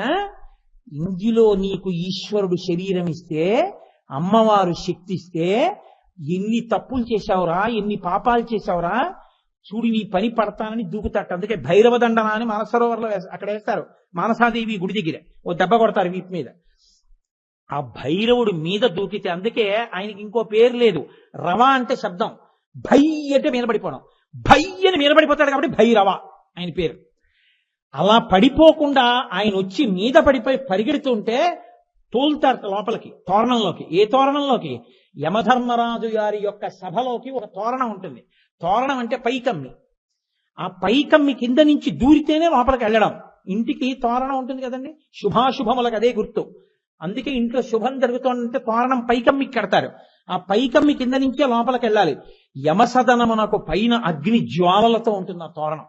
అసలు దాన్ని చూడగానే జీవుడు కుపితుడైపోతాడు దాని కింద నుంచి వెళ్ళడానికి. అప్పుడు గుర్తొచ్చి పాపాలు కొడుతుంటే, భైరవుడు రవం చేస్తూ మీద పడి కొరికేస్తుంటే యాతన పొందిపోతాడు. అలా పొందకుండా కార్తీక పౌర్ణమి నాడు పార్వతీ పరమేశ్వరులు అభయం ఇచ్చారు. ఒరే, ఎన్ని పాపాలు చేసినా దీపం పెట్టి ఈ శ్లోకం చెప్పి ఆ తోరణం చూడకుండా ఉండాలి అంటే కొత్తగా పండినటువంటి పంటకి సంబంధించిన ఆవిరిగడ్డి తెచ్చి 2 కర్రలు కట్టి, పైన కర్ర కట్టి, దానికి ఆ గడ్డి కట్టి, కొద్దిగా నెయ్యి పోసి ఆ గడ్డిని వెలిగించి, ఆయన కర్మ పరమేశ్వరుడికి పార్వతీ సహితుడై పల్లకిలో ఆయన కూడా 3 మాటలు తిరుగుతాడు. నీకేమీ బెంగలేదు, నేనున్నాను అండ, నువ్వు చూడవా తోరణం. నిన్ను యమధర్మరాజు యొక్క లోకం చూడకుండా నేను నీ వెనకాతలుంటాను, చేసిన పాపాలకి ప్రాయశ్చిత్తంగా నేను నీ వెనకాలంటాను, దీని కింద తిరిగే అంటాడు. ఆ జ్వాలాతోరణం కింద తిరిగేస్తారు రేపు 3 మాటలు ఎవరు తిరుగుతారో వాళ్ళు ఇంకా యమధర్మరాజు గారి యొక్క సదనమునకు సభకి సంబంధించిన జ్వాలలతో కూడిన తోరణాన్ని చూడవలసిన అవసరం ఉండదు. అందుకే రేపు ఏం చేస్తారంటే కార్తీక పౌర్ణమి నాటి సాయంకాలం ప్రతి దేవాలయంలో పార్వతీ పరమేశ్వర కళ్యాణం చేస్తారు. నేను కొన్ని చెప్పడానికి భయం, చెప్తే ఓహో ఇదో సూక్ష్మం ఉందనుకుంటూ ఉంటారని. ఎంతటి భయంకర పాపరాశిని కూడా రేపు పార్వతీ పరమేశ్వర కళ్యాణం చూసి అక్షతలు తల మీద వేసుకుంటే ఈశ్వరుడు తీసేస్తాడు ఖాతాలోంచి దయాళువై. కాబట్టి ఇంట్లోనూ బయట దీపం పెట్టాలి, తప్పకుండా జ్వాలాతోరణం కింద నుంచి వెళ్ళాలి, పార్వతీ పరమేశ్వరుల యొక్క కళ్యాణం చెయ్యాలి. ఈశ్వరుడు అనుగ్రహించి అందులో తప్పకుండా జరుగుతాయి కొన్ని. పార్వతీ పరమేశ్వర కళ్యాణం ఈ సంవత్సరం జరగడానికి అవకాశం కనపట్టలేదు, ఎందుకంటే ఉపన్యాసంలో ఉండిపోతాను. రేపు జ్వాలాతోరణం మాత్రం అయ్యప్ప స్వామి దేవాలయం దగ్గర అది కూడా జరుగుతుంది. రేపు అక్కడ పార్వతీ పరమేశ్వరుల ఉత్సవమూర్తులు ఉన్నాయి. ఆ మూర్తులతో కలిసి స్వామితో కలిసి ఉత్సవమూర్తులేమి మా తండ్రి మా తల్లి మా స్వామి ఉన్నారు. చక్కగా జ్వాలాతోరణం కింద తిరిగి రేపు ఈ శ్లోకం చెప్పి కర్పూర జ్యోతికి నమస్కారం చేస్తాను. రేపు ఉపన్యాసం అయిపోగానే లైట్లన్నీ ఆర్పేసి ఆ కర్పూర జ్యోతి వెలిగించి అందరం కలిసి శ్లోకం చెప్పి నమస్కరిస్తాం. పార్వతీ పరమేశ్వర కళ్యాణానికి వచ్చే ఏడాది జరిపించుకునే అదృష్టాన్ని ఈశ్వరుడు అనుగ్రహించుగాక. కాబట్టి ఇంత కృప చేస్తాడు ఈశ్వరుడు అంటే. అందుకే కార్తీక మాసం యొక్క సిద్ధి అంతా ఎప్పుడంటే కార్తీక పౌర్ణమి నాడే. అంత గొప్ప రోజు రేపటి రోజు. కాబట్టి అమ్మవారంటే అంతటి అనుగ్రహ స్వరూపిణి అంబిక. అమ్మయ్యి లోకంలో ఉన్న అమ్మ దయతో అన్నం పెడితే, దయతో వీడు వృద్ధిలోకి రావాలని ఆశీర్వదిస్తే, ఆ అమ్మ పాపములను కాల్చి శివుల్లో కలిపే ప్రయత్నం చేస్తూ ఉంటుంది. పుడుతున్న వాళ్ళందరినీ పుట్టిస్తుంది, అన్నం పెడుతుంది, అందరికీ ఆర్తి తీరుస్తుంది, భయాన్ని పోగొడుతుంది. అంత గొప్ప తల్లి కాబట్టి ఆ తల్లి జగజ్జనని. అందుకని అమ్మ, ఆ అమ్మ వలన మనకు అయ్య దొరుకుతాడు, లేకపోతే అయ్య దొరకడు అసలు. కాబట్టి అటువంటి తల్లివమ్మ అని స్తోత్రం చేయడానికి పేరు పెట్టి అమ్మని పిలిస్తే అంతకన్నా దోషం ఇంకోట్లేదు. అమ్మకి కితాబు అమ్మా అని పిలవడమే. కాబట్టి అంబికానాథ అని, అబ్బో అంబికానాథ అమ్మా నువ్వు మా అమ్మవి, ఆ శంకరుడు మా తండ్రి అని స్తోత్రం చేస్తున్నట్టుగా ఆ నామాన్ని అంత అందంగా శివాష్టోత్తర శతనామ స్తోత్రంలోకి తీసుకొచ్చారు.